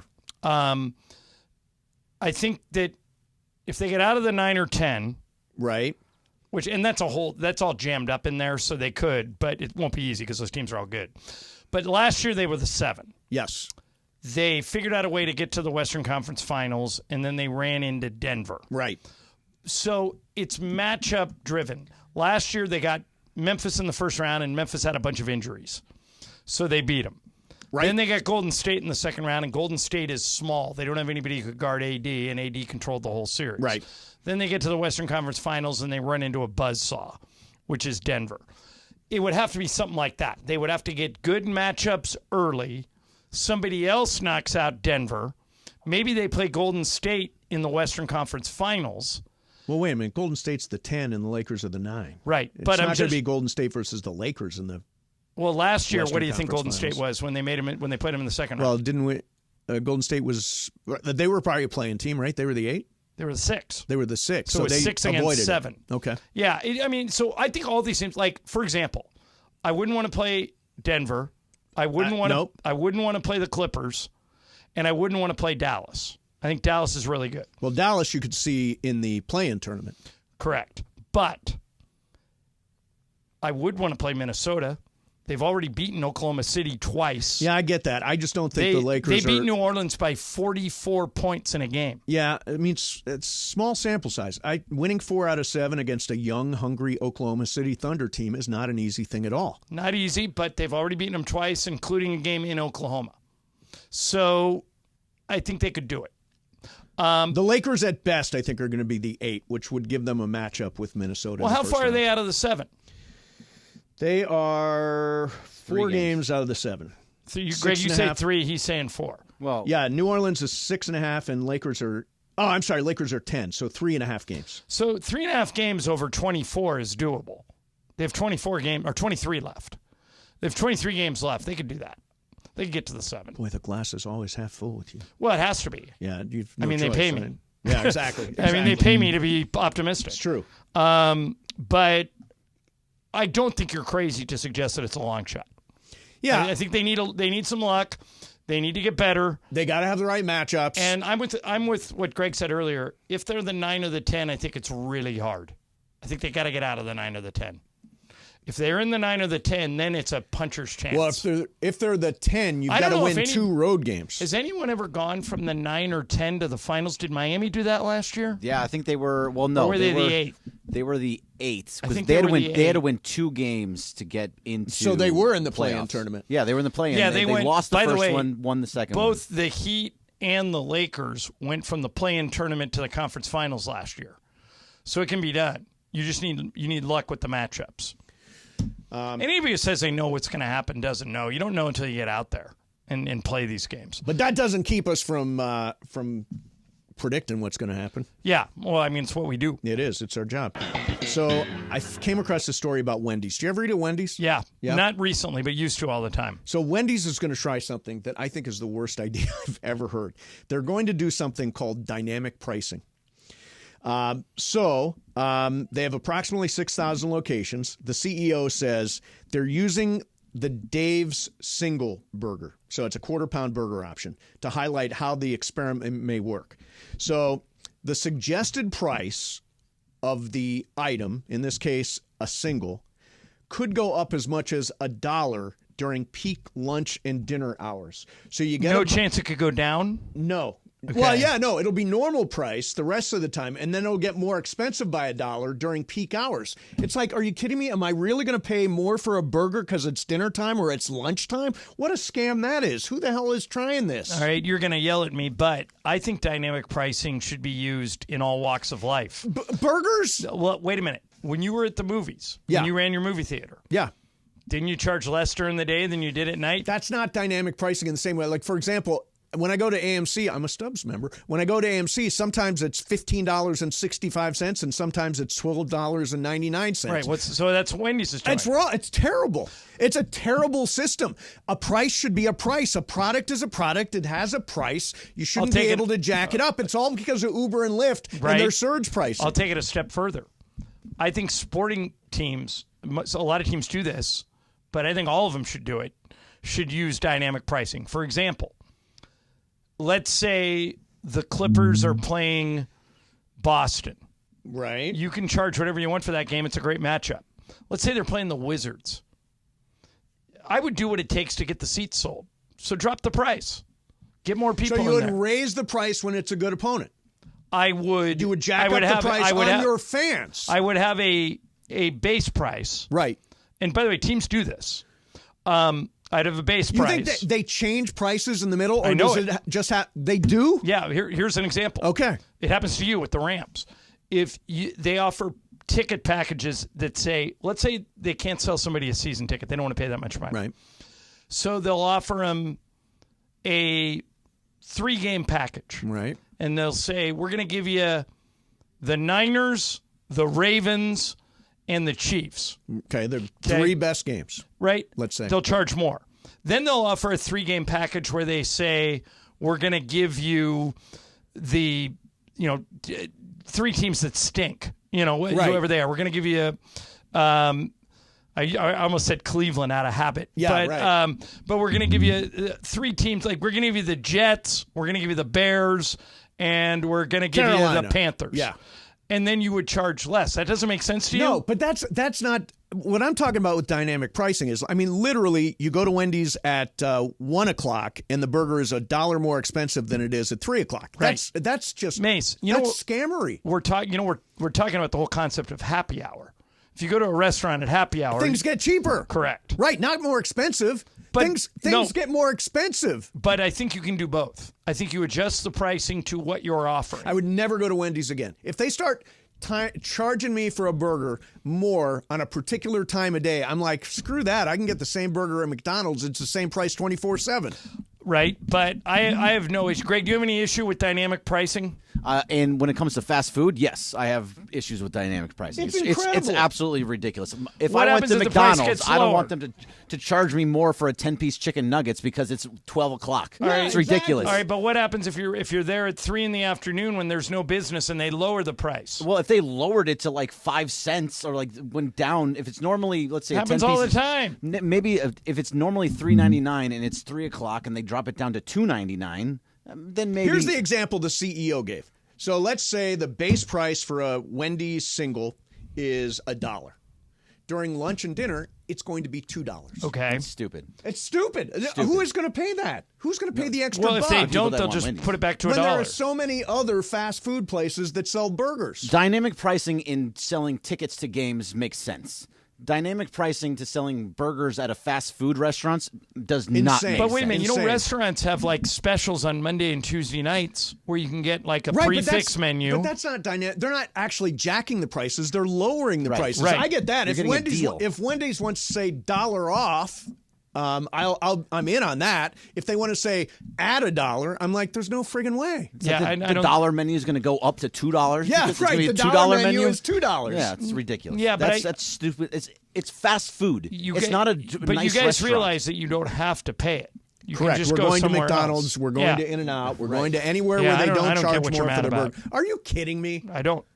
That's ridiculous. I would charge if I owned the restaurant. I would charge what I. Brian, Correct. what do you think?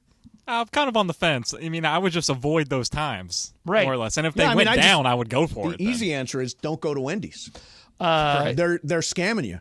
By the way, and I don't like it for movie tickets either. When I go to the movies, it should be. I mean, when I own movie theaters, it was like whatever it was, $12.50. You didn't do matinee prices? Sure, you did. You did a matinee price and you did a regular price. Right. That's the whole thing. The restaurant that Wendy's is doing. They're charging you more in peak hours.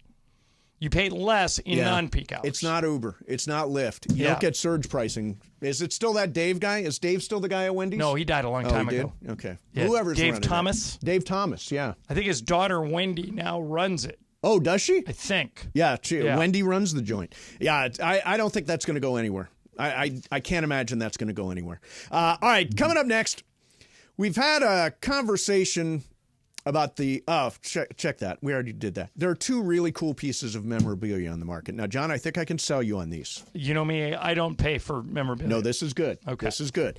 We do that coming up next. Mason and Ireland, 710 ESPN. All right, ZipRecruiter is the fastest way to find qualified candidates for your jobs fast. So if you're hiring, go to this website, ZipRecruiter.com/LA. Right now, you can go to ZipRecruiter and try that site for free.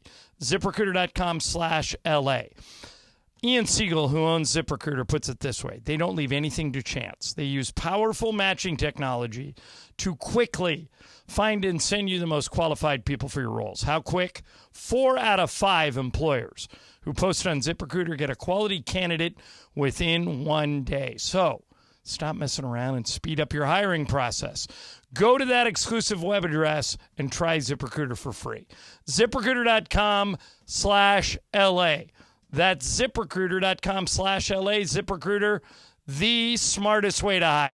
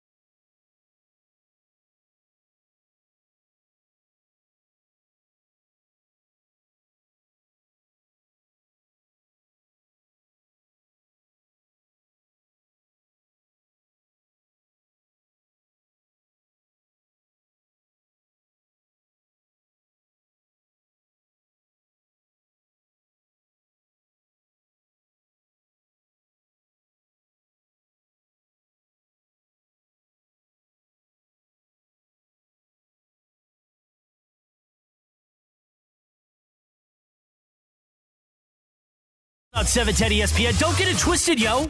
The most downloaded sports radio show in Los Angeles. The podcast, that is. Based in Ireland, the #1 most downloaded sports podcast in Los Angeles. The #1 most downloaded sports podcast in Los Angeles, and we thank all of our podcast listeners for that. If you ever miss a moment, get your fill anytime. Just search Mason and Ireland wherever you get your podcast. All right, so you're well established as not a memorabilia guy. Yeah, I don't have any. Now, I think this is a really cool item. And it reminds me a little bit of the piece of memorabilia I have from the 2022 Super Bowl. Okay. The Rams, because we're season ticket holders, sent us a piece of the artificial well, I guess it wasn't artificial turf. What was it? Turf? Yeah. Yeah, Pro Turf. And in a little box and a little display case, and we keep that as a memento. Okay. Now, you did not pay for it, correct? No, we got it. Well, okay. Well, you buy season tickets. Yeah, it was a perk of having season tickets. It was a perk. Right. Now, the item that is interesting is you sent this along. The coin from the Super Bowl, in which Fred Warner and Patrick Mahomes used to figure out which team would start overtime with the ball during the 49ers game against the Chiefs. That coin that was flipped to decide who got the ball first is being bid on, and the current bid is $10,000. Now, I don't have that kind of money. I don't have, this kind of memorabilia money. But if I was much richer, that would be a cool thing to have. The coin from the Super Bowl that, for example, the Rams won in 2022. Is that not an item that would intrigue you? Zero. Why? Would not pay $1 Why? for it. Because how many of those coins do you think they made? I don't know. This is the NFL. Apparently one. There's only one being auctioned off. They made more than one, I guarantee. You think the NFL is not guaranteeing that this is the coin? It's the NFL's auction. You think they're selling multiple coins? Because that is a gigantic scam by the NFL, and a huge, if you were to uncover that, that's a gigantic story that they're selling an item when there are many of them, and they're pretending like it's the only one. It's already been uncovered, and people just don't want to hear about it. So wait a minute. So there are multiple coins? I don't know if they're multiple coins, but I'll give you an coins. example. Okay. Eli Manning sold game-worn stuff. Sure. Game-worn helmet, game-worn jersey, blah, blah, Right. blah. And he would sign them and send them away. He kept all his game-worn stuff. He admitted it years later. So you're that saying... he just sent... what he did was he had the equipment guys give him the exact jersey he would have worn had his original jersey ripped. Okay? Right. And he signed it and sold it as game-worn. And Kobe told me that when he was alive, that 90% of the memorabilia that's out there that people claim is authentic is not authentic. Well, it's not authenticated. Right. And the by the NFL way, is authenticating if you that hear this is the phrase certificate of authenticity, well, don't believe that. That is a bunch of crap. Unless it's a real company. If Upper Deck certifies it, it's real. If the I NFL would not certifies that this is the one coin that was used. Now, if Wouldn't trust it. So the NFL's lying. The NFL is scamming people. This wasn't the coin? Is that what you're suggesting? I'm saying that, let's say it was the coin. Okay. And along the way, it went through several people. Okay, went to the auction house. This is just the NFL. Went to several people in the NFL. Said any of those people could have stuck that coin in their pocket and just put a replacement coin out there, and you would never know. So you're saying, but the NFL is certifying that this is the coin. Great. How? Because they're the NFL and they're the ones that provided the coin. Yeah. You're saying not there are buying multiple it. coins. Not buying it. Yeah. Well, I'm saying there could be. If I bought one and I found out there was another coin, I would sue the NFL's ass off and I would win. You'll get ready to get a good lawyer. Because I think memorabilia in general, sports memorabilia in general, I've talked to tons of athletes about this. They say 90% of the time it's not real. Yeah, I only do it if it's certified by an actual, like Upper Deck is legit. Right. If Upper Deck says something, it's legit. So I've told this story before. Our friend Jeffrey Blake in New York. Yep. 1 year, the Lakers were hosting the All-Star game and at Crypto. So the NBA sent out a bunch of promotional jerseys. Right. So I took the one jersey that I had, and I went to Kobe, and I said, I've got a friend that's a huge Laker fan who lives in New York. Would you mind signing this for him? And I watched him sign it. And I took the jersey from him, and I put it in my backpack, and then I mailed it to Jeff. Right. I know Kobe signed that. But what he's told me is, anybody could sign this and say it was me. Because it wasn't gone through an auction house or a certification. But I think auction houses are in on the bit. I think so. that You're auction saying, house- like, for example, I'm looking. Okay, Anthony Davis, autograph 2022-2023 Los Angeles Lakers Statement Edition, authenticated by Upper Deck. You're saying that's not real because they're selling it for $1,500. I would, if I was thinking about buying it, I would take it to AD and say, "Is this your signature?" And if he said, "Yep," I would say, "Okay, we're good." So you're saying Upper Deck is scamming people? I'm saying not intentionally, but I'm saying that anybody right now, Mace, you and I, yes, could order a jersey from NBA.com. Right. Okay. We could order a Kobe Bryant number 8 jersey. Yes. I know what Kobe's signature looks like. Right. The jersey comes to my house. I sign it as Kobe, and then we put it on up for Well, auction. sure, that's a scam. Right. But this goes on all the time. But this authentication thing, don't buy it. You don't believe Never that have. it's possible. Greg, do to you buy authenticate? it? Do you buy authentication of game Very, very worn few. items? Yeah, very, very few. Because Even of if- everything he's saying.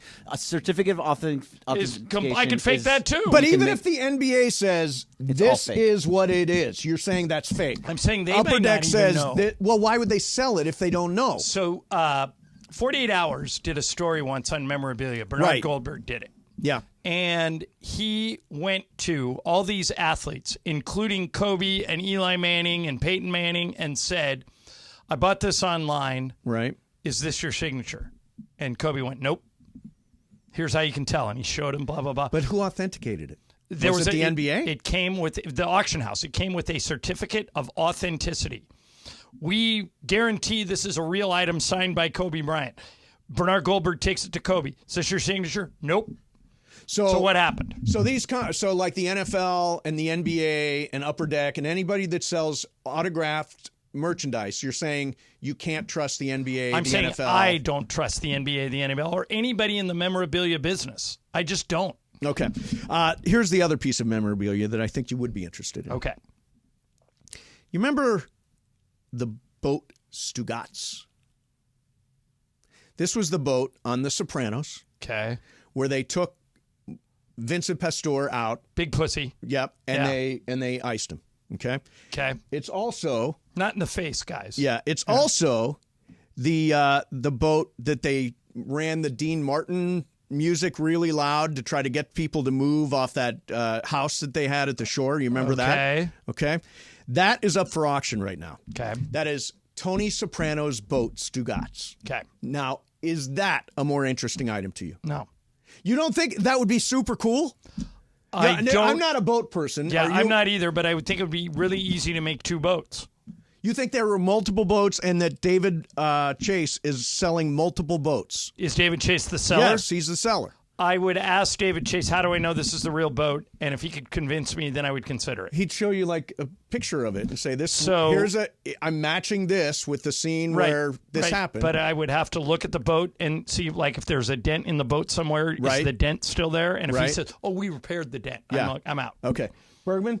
See, I just don't understand. Like, what are you going to do with the boat? Just say, hey, look, I have the boat. I'm driving Tony Soprano's boat. Nobody uses their boats. The boats are worthless. Well, that is actually that is. I'm sure we've got boaters out there, but I remember very clearly Tom Snyder saying the best day of your life is the day you buy a boat. The day you buy a boat. The second best day of your life is when you sell it. My friend Gary Paul, shout out to Gary in Long Beach, used to live across the street from me, and we would go to Tahoe on vacation with our families would go together. Sure. And he had this great ski boat. He still got it.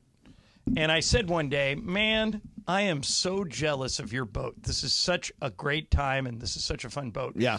And he looked at me and he goes, "John, you've got something better than a boat. Yeah. You've got a friend with a boat. Remember that." Yeah. How much do you think for Tony Soprano's boat? How big is it? Does it say? It Bigger does than not 20 say. feet? Oh yeah, for sure.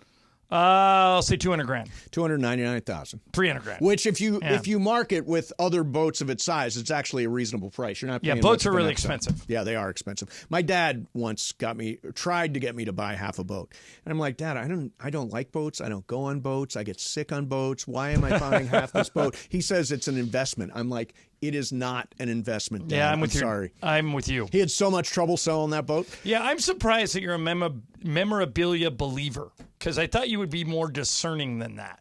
No, I've had too many athletes tell me that people just get stuff. I get that. I mean, I would never go on eBay and buy something, but if the National Basketball Association certifies that this is what they say it is, I can't believe the NBA is a bunch of liars. No, I don't say the Sorry NBA about is a bunch of liars, but I think they can't control what it is they're selling.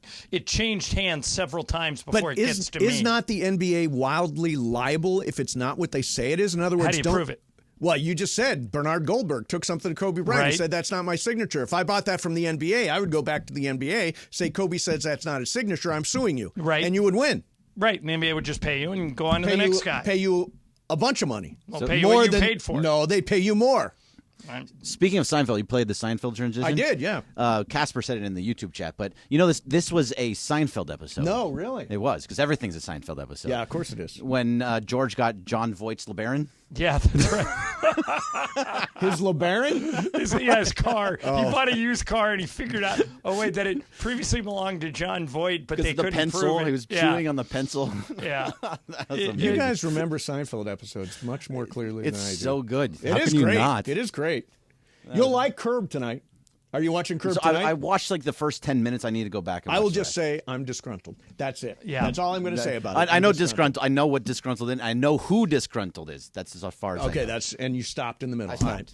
All right. Coming up next, it is Game of Games. Whose game is it today? Brian. Brian, do we have a scoreboard there, Bergman? Yeah, we do. Sure do. And that scoreboard is when I it's get worth down 2 to today. it. That's right. Yeah, it's worth 2 today. And right now it is Ireland 4, Mason 3, Pepe 2, Laura 2, Bergman 1, Sedano 1, Brian 1, DeMarco 1, Beto 1, Jacob 1.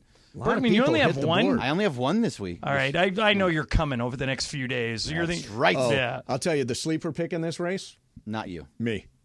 That'd Here be I 2 in a come. row. Look That'd out. be 2 in a row. Be by the 2 in a way. row. Exactly. I'm on a roll.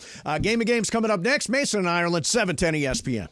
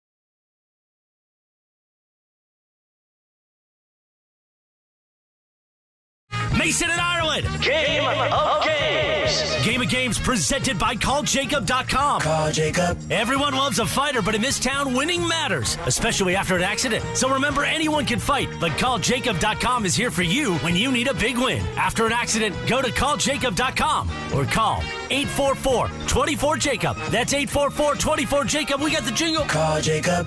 Thank you. Game of Games time. Take it away, Mace. All right, here we go. It is Game of Games time, and it is a very close race. Today is worth 2. Ireland has a lead. It is Brian's game, and Cody, who has been upgraded in the company, he's now running. He's like a producer, fill-in producer on the board. I heard he's running the whole company now. He is. He's taken over my job. He's the new Mao. Nice. Okay. He's moving on up. Good for you, Cody. He is running Travis and Sliwa this week. Oh, yeah, I heard for the that. next month. Yes. Yeah, nice, man. Nice. Oh, I'm coming for the Game of Games paternity title, leave? too. Okay. Paternity leave, yes. All right, good. I want the title. All you right. want the title? Yeah. Of Game of Games. All right. Well, Cody, you Okay. get 2 if you'll go ahead of Bergman if you win today. Oh, and me. Throw All it at right. me. Okay, Brian, what do we got? All right, so we got a little spring training inspired game. Most of it is either going to be cactus or grapefruit. Okay. All right. Okay. I like that. this. I like this. Cactus or grapefruit? All right, here we go. First, number 1. Both spring training leagues have 15 teams each. Which league has more stadiums, cactus or grapefruit? Greg. Oh, wow. Okay, let's go with the grapefruit. Mace. Cactus. I'll go grapefruit. Cody. I'm going to go cactus. It is a grapefruit with All 13. right. Yeah, because the Padres and the Mariners share a stadium. Oh, that's right. And there's another one. There's a couple that share. Dodgers Angels and and the- Giants or somebody. The Angels yeah. and Dodgers. Oh, no. No, Dodgers, you're White fine. Sox. All right, yeah. Greg and I Dodgers, are on White the Sox. board. White Sox, yeah.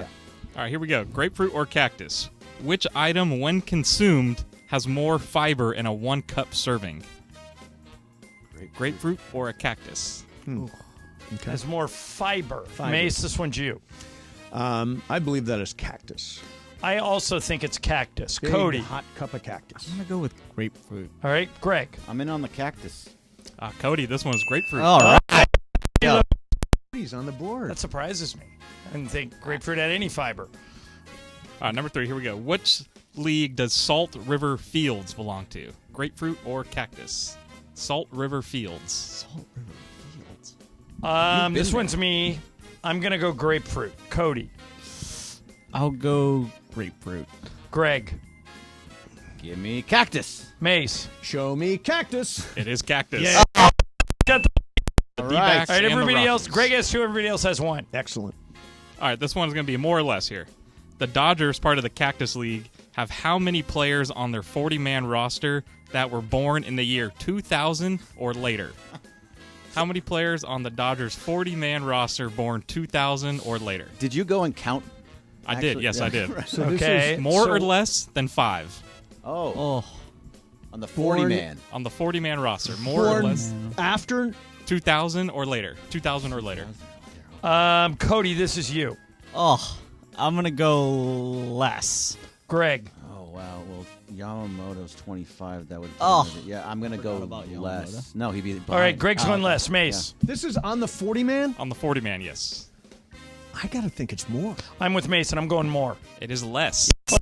Cody. Guys. With the lead. How many? Only 2.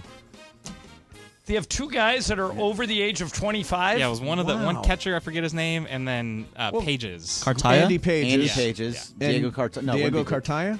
Yeah, he's on the 40-man. Yeah. Is he on the 40-man? Yeah, think he I is. think he. is. I think I he's don't on think. I think he is. You're Boy, Dodger that's- Blue. You're I looked at Dodger it last Blue night. review. It's real. Okay. Look at- All right, Brian, keep going. 40-man's All right. pretty big. Entering today, which league has scored more runs so far in spring training? The Cactus League or the Grapefruit League?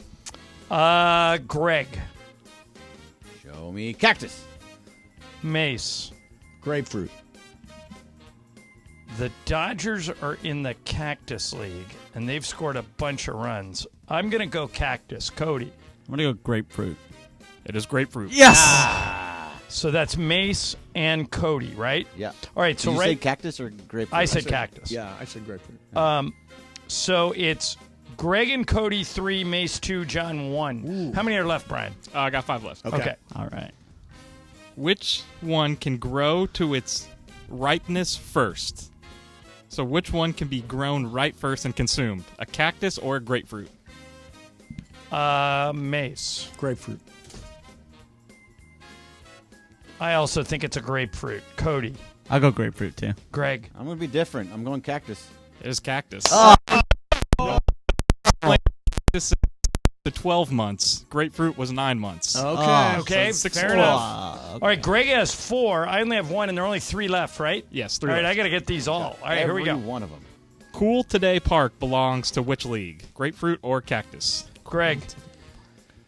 What was it before? I'm going to go with grapefruit. Mace. How far am I down? 2? You're down 2. You said grapefruit? Yeah. I'm going cactus. I have to go cactus. Cody. I'll go grapefruit. It's grapefruit. All right, I'm out. Needed that. I'm close to out. Cody, you got that, right? Yeah. You are out, Mace. It is a 2-horse. Brian, 2 left? 2 left, yes. All right, it is a 2-horse race. Greg has 5. Cody has 4. Cody looking for his first ever win in Game of Games. All right, His first time playing. Yeah. 2 left. Go ahead, Brian. Which league reported higher attendance last year, spring training 2023? The Cactus or the Grapefruit League? Greg, you have to go first. The Dodgers always draw. I'm going to go cactus, though. Now, Cody, Cactus, yeah. you can go cactus here if you want, but if you go grape, you've got to go opposite on one of the next 2. So you can do it on this one and the next one. I'll go cactus because I think it's cactus. It is cactus. Yeah, so we're tied. We're tied. Okay. I said cactus, didn't I? I'm still down 1. Oh, did you say cactus? Yeah, I said cactus. both Yeah. So I need this We one. said the Yeah. same All thing. right, We so said yeah, you cactus. have to go opposite now. I got to go opposite. All right. Yeah. Greg, you can win it if you get this. This one is true or false. Entering today, the Dodgers led all teams in both leagues in both strikeouts and walks at the plate. So the hitters. The hitters, yes. Okay. Strikeouts and walks. The Greg, Dodgers lead both leagues, simply strikeouts true and or walks. false? I'm going to say false. Cody, that means true for you? Yeah, I'll go true. It is true. Brian, Yes, look, I do. I got you. Look at the blueprint guys in the back look like, at cheering them. relentlessly for Coach. Hey, why are you rooting against them? It's for all the former interns. Let's go. All All here we right, go. Cody, Tiebreaker. come on. According, do it. According to the Cactus League official website, how much money did the Cactus League as a whole make in 2023? All right. Oh, my Oh, So write something down, jeez. Cody. You got something to write it down? How much do they make? How much did Greg, they you make? got something to write it No, down? I don't, but I'll just say a number. I'll All right, go first. so go ahead and go first. Greg, what do you got?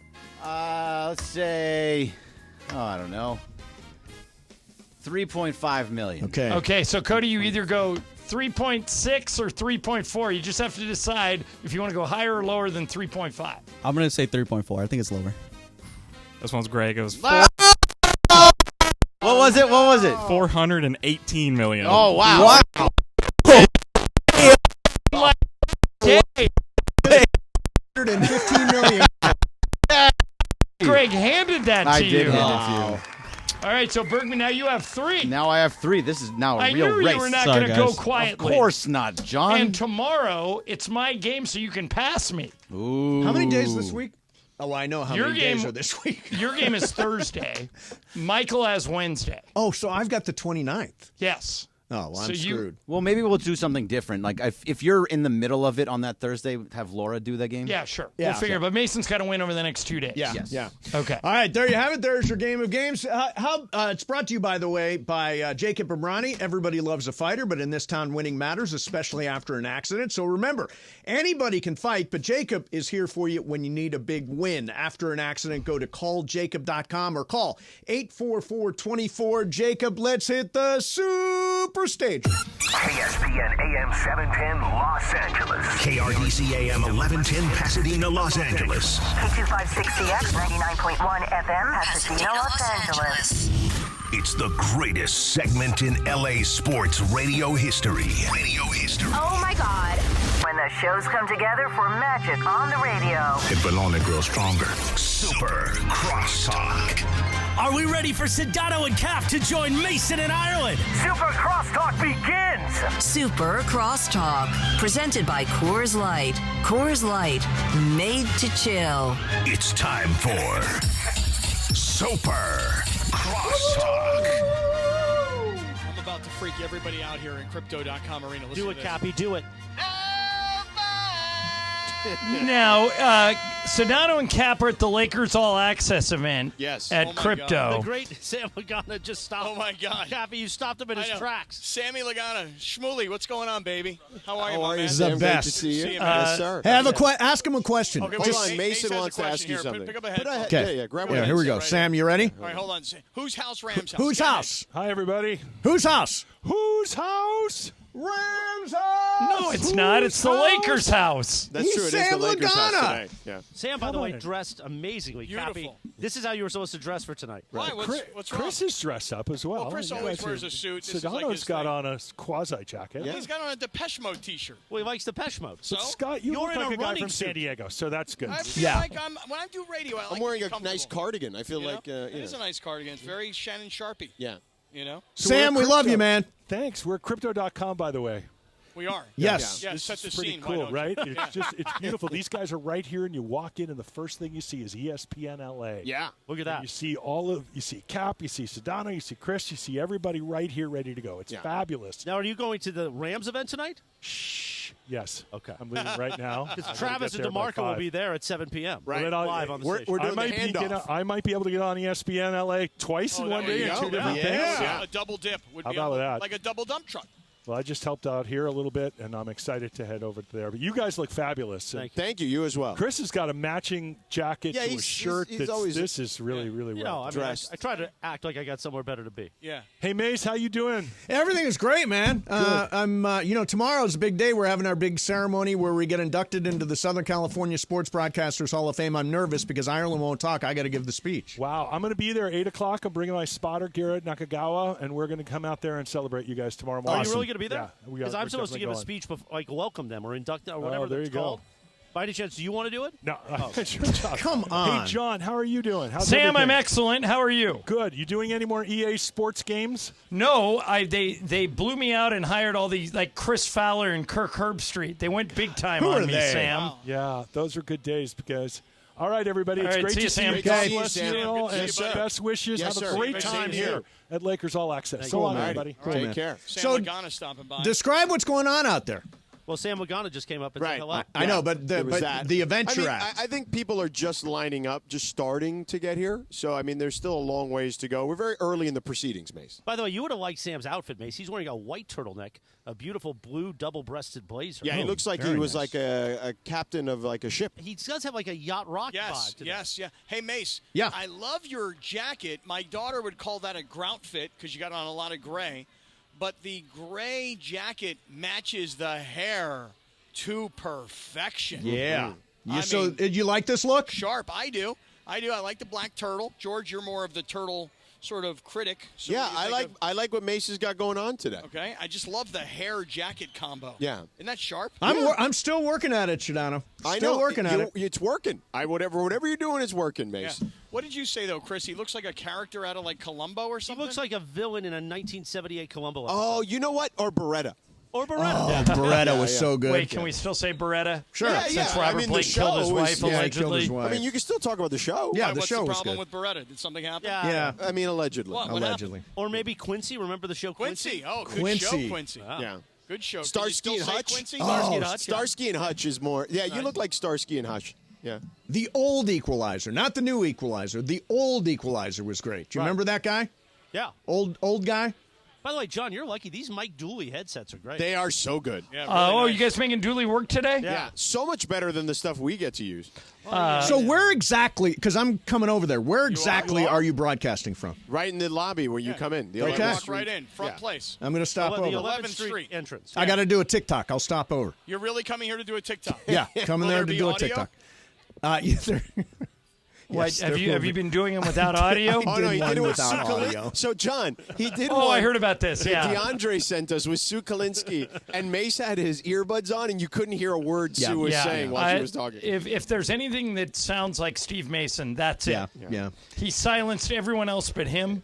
Technically, that is correct. Yeah. Yes. So you're really, honestly, seriously coming over here just to do a TikTok? Yes, I am. All right. Well, you know what? I'm not knocking it. I'm actually impressed with your commitment to TikTok. I want to see what the scene is like, you know?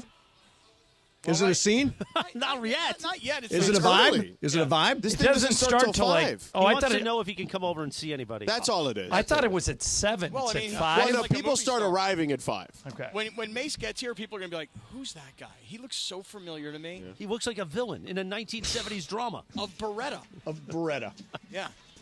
By the way, Mace, did you send me the talking points for tomorrow morning? No, I'm not sending you talking points. want Why talking not? Points. Can you believe this? I mean, I chose Chris Morales because I knew that he knows radio and knows Los Angeles and would be able to put us in a good context and everything. Now he's like, well, send me notes. I don't know what to say. No, it's I like, know what to I say. don't give I'm you, saying I don't just give you send me notes when He's you're here. complaining about the, I guess, the folks Arbogast. at the Hall of Fame committee He's a bully. writing him Oh, to it. come on. Arbogast is a bully? He's a bully. How do you do? Seriously. He's a bully. He's not a Because bully. he's bullying you into what? Well, first off, he's grinding us about $50 for the price of the table. Okay. That's first What off. is it, dynamic pricing? It is, apparently. How we get down? Okay. I believe the terms was, if you don't want to pay, you don't have to be here. Oh, my. Wow. I said, okay. Now he's grinding me about the speech. Really? Now, Mace. Well, and I think what really burned you is he said he wanted you to send a bio about yourself because he didn't know who you were. Right, Yeah, exactly. That probably pissed you Really? off. That happened? Well, he told me a couple weeks ago when he talked, he only listens to Mason Ireland because everything else on the station stinks. No, he didn't I said, say that. Well, I take that personally, Pete. He did not say that, did he? I said, but you know that we're not the station that has like Brian Long on anymore, like DeMarco Farr and those shows, like the old. I also with feel like, DeMarco? I Brian also Long and feel like DeMarco. at least I can say about No, the show he did with Kevin Kiley. I feel like at least for this show, like I'm not trying to be disrespectful. I would say he's aged out of the demographic. 100%. Yeah. So did you explain that to him? Like, hey, the fact that you're much older, we don't really care about your opinion. Did you explain that to him? That's my speech tomorrow morning. Oh, it is? Okay. Mason, I don't think I'm going to talk about them. It's just to heckle all the people in the room. Okay. That'll be touching. Now, George, are you going to this shindig No, absolutely tomorrow? not. Why not? Yeah. First of all, it's in Burbank 8 o'clock at 8 in the o'clock in the morning, morning. Okay. Now, Morales and I, Yeah. we stay in adjoining rooms at the East Central. And Morales is saying to me, If it were any other day in time, Okay. it's Cappy. So Morales is saying to me, you need to drive me tomorrow morning at 7 a.m. I told him if he You're doesn't the drive driver? me, Well, right. Well, Are he you doesn't driving drive me. Miss Daisy? Right, no, I'm Our driving friendship's Mr. Morales. over. Right. You'll lose a friend. Right, so you told me. So now here's what I do. Here's how I do this now. This is how I judge what I do and what I don't do. Yeah. WWJD. Now, if I were staying here, Yeah. then I would go. Okay, but given that you're not, I live on the complete opposite end of Yeah, of the I county. totally I get live 2 this with hours south. Sedano. So, but you're staying All right. here. No, I'm not. Sedano, Yeah. give you $100 if you go in my place tomorrow. No, absolutely not. 200. Not enough. Not that room. Keep going. No keep going. offense. All right, final offer, $300. Nah, you're good. Take it to 500 and I'll go in your place. Yeah. Oh God. In cash. Cappy, I'll pay you $500 to drive me tomorrow. In cash? Yeah. Will you give it to me before we leave? Yes, but when I'm done and I say, now, ladies and gentlemen, I am proud to announce the latest members of the Hall of Fame of the, what's it called, Southern California Sports Broadcasting Yes. Association? Ladies and gentlemen, Steve Mason and John Ireland, you pull out the bullhorn and do Love Boat. Oh, my God. And That would be 46 pacemakers in the room will all stop. That would come be on. funny. Come on. That would be It would funny. be great if you brought out the bullhorn. Oh, that would be great. If you love boated us. What time will this be done, this event? Well, we told we have to be out by 11. Oh, my God, 11? Wow. I need to 3 hours? I need to be in the studio and Cappy casting by 9:55. Well, get there at 8, love boat us, and get back to the studio for your Cappy cast. So I love boat you, but will I see you But then guys you have go? to fight traffic back down. Oy vey. No, we can take surface streets down. Oy vey. I think. All right, I didn't bring the proper gear. I didn't bring like the right getup. Well, can I just say this? I got a note on Twitter that is it Lakeside? Lakeside. Yeah. They don't allow jeans. But that's for the country club. Yeah, but they don't allow. I mean, this is my. Do you think they're holding the same rules for this Southern California? I mean, sports if it's at the place, I'm assuming so. You think so? No, it's a bunch of sports media schleppers, don't I mean, they? I got to dig out an old suit. I haven't worn a suit since the last funeral. They're not going to God. kick you out. You're being honored with an award. If Or they'll kick us out, I'm gonna wear they'll jeans. pull out a pair of pants from the back. Yeah, right. I wore a suit this weekend for the first time in ages. Yep. And I actually Did wore it a tie. fit? Okay, so the answer is no, it didn't fit. Okay. Secondly, I wore a tie. This is the first time I've worn a tie. I don't even know how long it's been. A long, long, long time.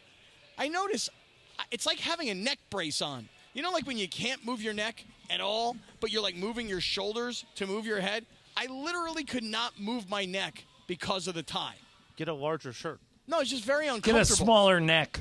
Just very, yeah, I mean, Well, that's, you've you know. Why'd you have to dress up? By the way, remember, you're getting 2 custom-made dress shirts for Can't me wait. as Cannot your wait. birthday. Can't wait. So the neck will be perfectly measured. Can't the wait. wrist, everything. You've put on a few. I have. It's true. Yeah. That's fair. It happens to the best of us. But Cappy, why did you have to dress up in a suit? I went to a gala on Saturday Ooh, night. a gala. Now, a gala is a different level of charity event. Agreed. Yes. You know? For sure. Like what was the cause? What was the honoree? The Challenged Athletes Foundation. Okay.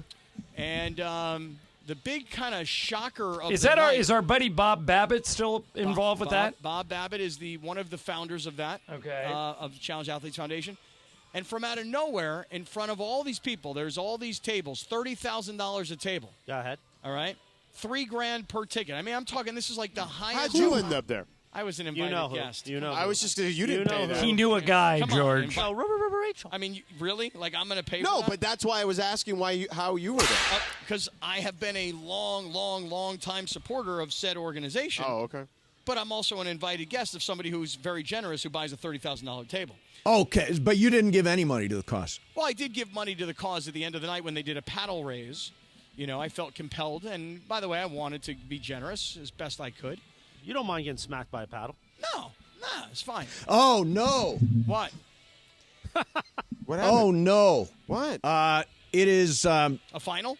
Well, Lakeside Golf Club, I see the rules now for the ceremony tomorrow. Dress code business casual, no jeans, T-shirts, or tank tops. Now, I was not going to wear a T-shirt or a tank top, but I was going to wear jeans. Hilarious. Tank top would be great. You could. I mean, Pat McAfee can't be inducted as well. Maybe I'll wear some of them Major League Baseball invisible pants that they're all wearing. Exactly. The invisible pants. That's what you need. That would be hot. I mean, Mace, the way you said, "Oh no," it did sound like someone died. Oh yeah, nobody died. Mason's jeans died. My jeans are done for the week. His casual gear for the Hall of Fame induction. Hey, has my guy Bill McDonald arrived at the festivities over there? He's your MC tonight for Lakers All Access. Billy Mack? I see Billy Mack. Yeah. Are you not a part of this I'm tonight, not. John? How's that possible? Billy asked me to try because Billy's got to be at this thing in the morning too. Oh, he's going also? He's got some role. I don't know what it is. There's a rule? But a role. I think he may be staying at the East Central tonight, Cappy, with you and Morales. In the same room? Well, let me tell you something. Maybe. If we could get into Billy Mack's room, we'll be having a lot of fun. Well, they've limited the number of flight attendants allowed in that room to 6. Wow, that's enough. Yeah. That's 2 each. Yeah, exactly. All right, we're done. Where are you going? I'm coming over to see you. Wait, you're coming over to see us? I thought you were already going home to sleep. The way No, you were talking about it earlier. I am going to go sleep early tonight. Mason sleeps like 14 hours. I need my 10-hour sleep. I need my 10-hour listen, sleep. I'm with you though. Sleep is very important. And honestly, John, I feel for you, and I'm glad you got 8. But if I don't get like 7, I am a crank the next day. Can you believe? By the way, can you believe last night? Ireland's 8. concoction? Oh, okay. What's that? Well, I don't. That was extreme. His but I did concoction. take it last night. All right, so here it is, George. Yeah. 120 milligram gummy, courtesy of Chris Ward. 120 milligrams? 120. Just 20. 120 milligrams. I'm sorry. One dash and you're 20. awake? 2 Advil PMs and an Ambien. Wow. Are you serious? Honestly, I would have slept for 20 hours. That's like a sleep You bomb. mix that with Wait a minute. Ambien. Yeah. 20 hours? I would be If so I took happy. what you took, I think I'd stop breathing. That's a lot. Well, that was the goal, but it didn't work. I'm worried when Ireland starts using more cannabis than I do. Oh my God, the Ambien usage is so. No, I only dangerous. take Ambien like once a week. I am like a lightweight when it comes to that stuff. So, like, if you give me an Ambien, I'm sleeping 12 hours. I've never taken an Ambien and would never take an Ambien. I always heard you sleepwalk and eat a lot. Lisa says I have a full dialogue of whatever I did that day. Really? But I don't that remember would be dangerous for Cappy to any repeat. of it. Well, no, dude, I talk in my sleep all the time, and Rachel has to wake me up because I have these crazy ass nightmares. Yep. Like, and I just start freaking out in the middle of my sleep, and like I'm like I told you guys a few weeks ago, I fell out of the bed. Yeah. You know, I mean, I have these crazy nightmares. Does she get mad how often you say my name while you're asleep? She does get a little upset. She actually, she was upset about the invitation that I offered you on Thursday night. Oh, She's like, really? You invited Chris? Really? Yeah. To what? This thing, To a Pearl Jammed / Foos Fighters concert in Orange County on Thursday They're night. cover bands. Yeah. Okay. No. Excuse me. They're not cover bands? They're tribute bands. Tribute bands, All right. okay. Thank you, John. If it wasn't Thursday night and I could get to San Juan easily, I'd go. So what's the difference between a tribute band and a cover band? A tribute band plays exclusively that band's music Right. and looks and sounds just like them. Mhm. A cover band is somebody who plays lots of different covers of lots of different bands. Right. See the difference? Makes sense. Okay. See the difference? I mean, yeah, I get the specificity. Thank but, you. It's know. nuance. Okay. You know? Yeah. We're back tomorrow at 1. Mason, Ireland, 710 ESPN.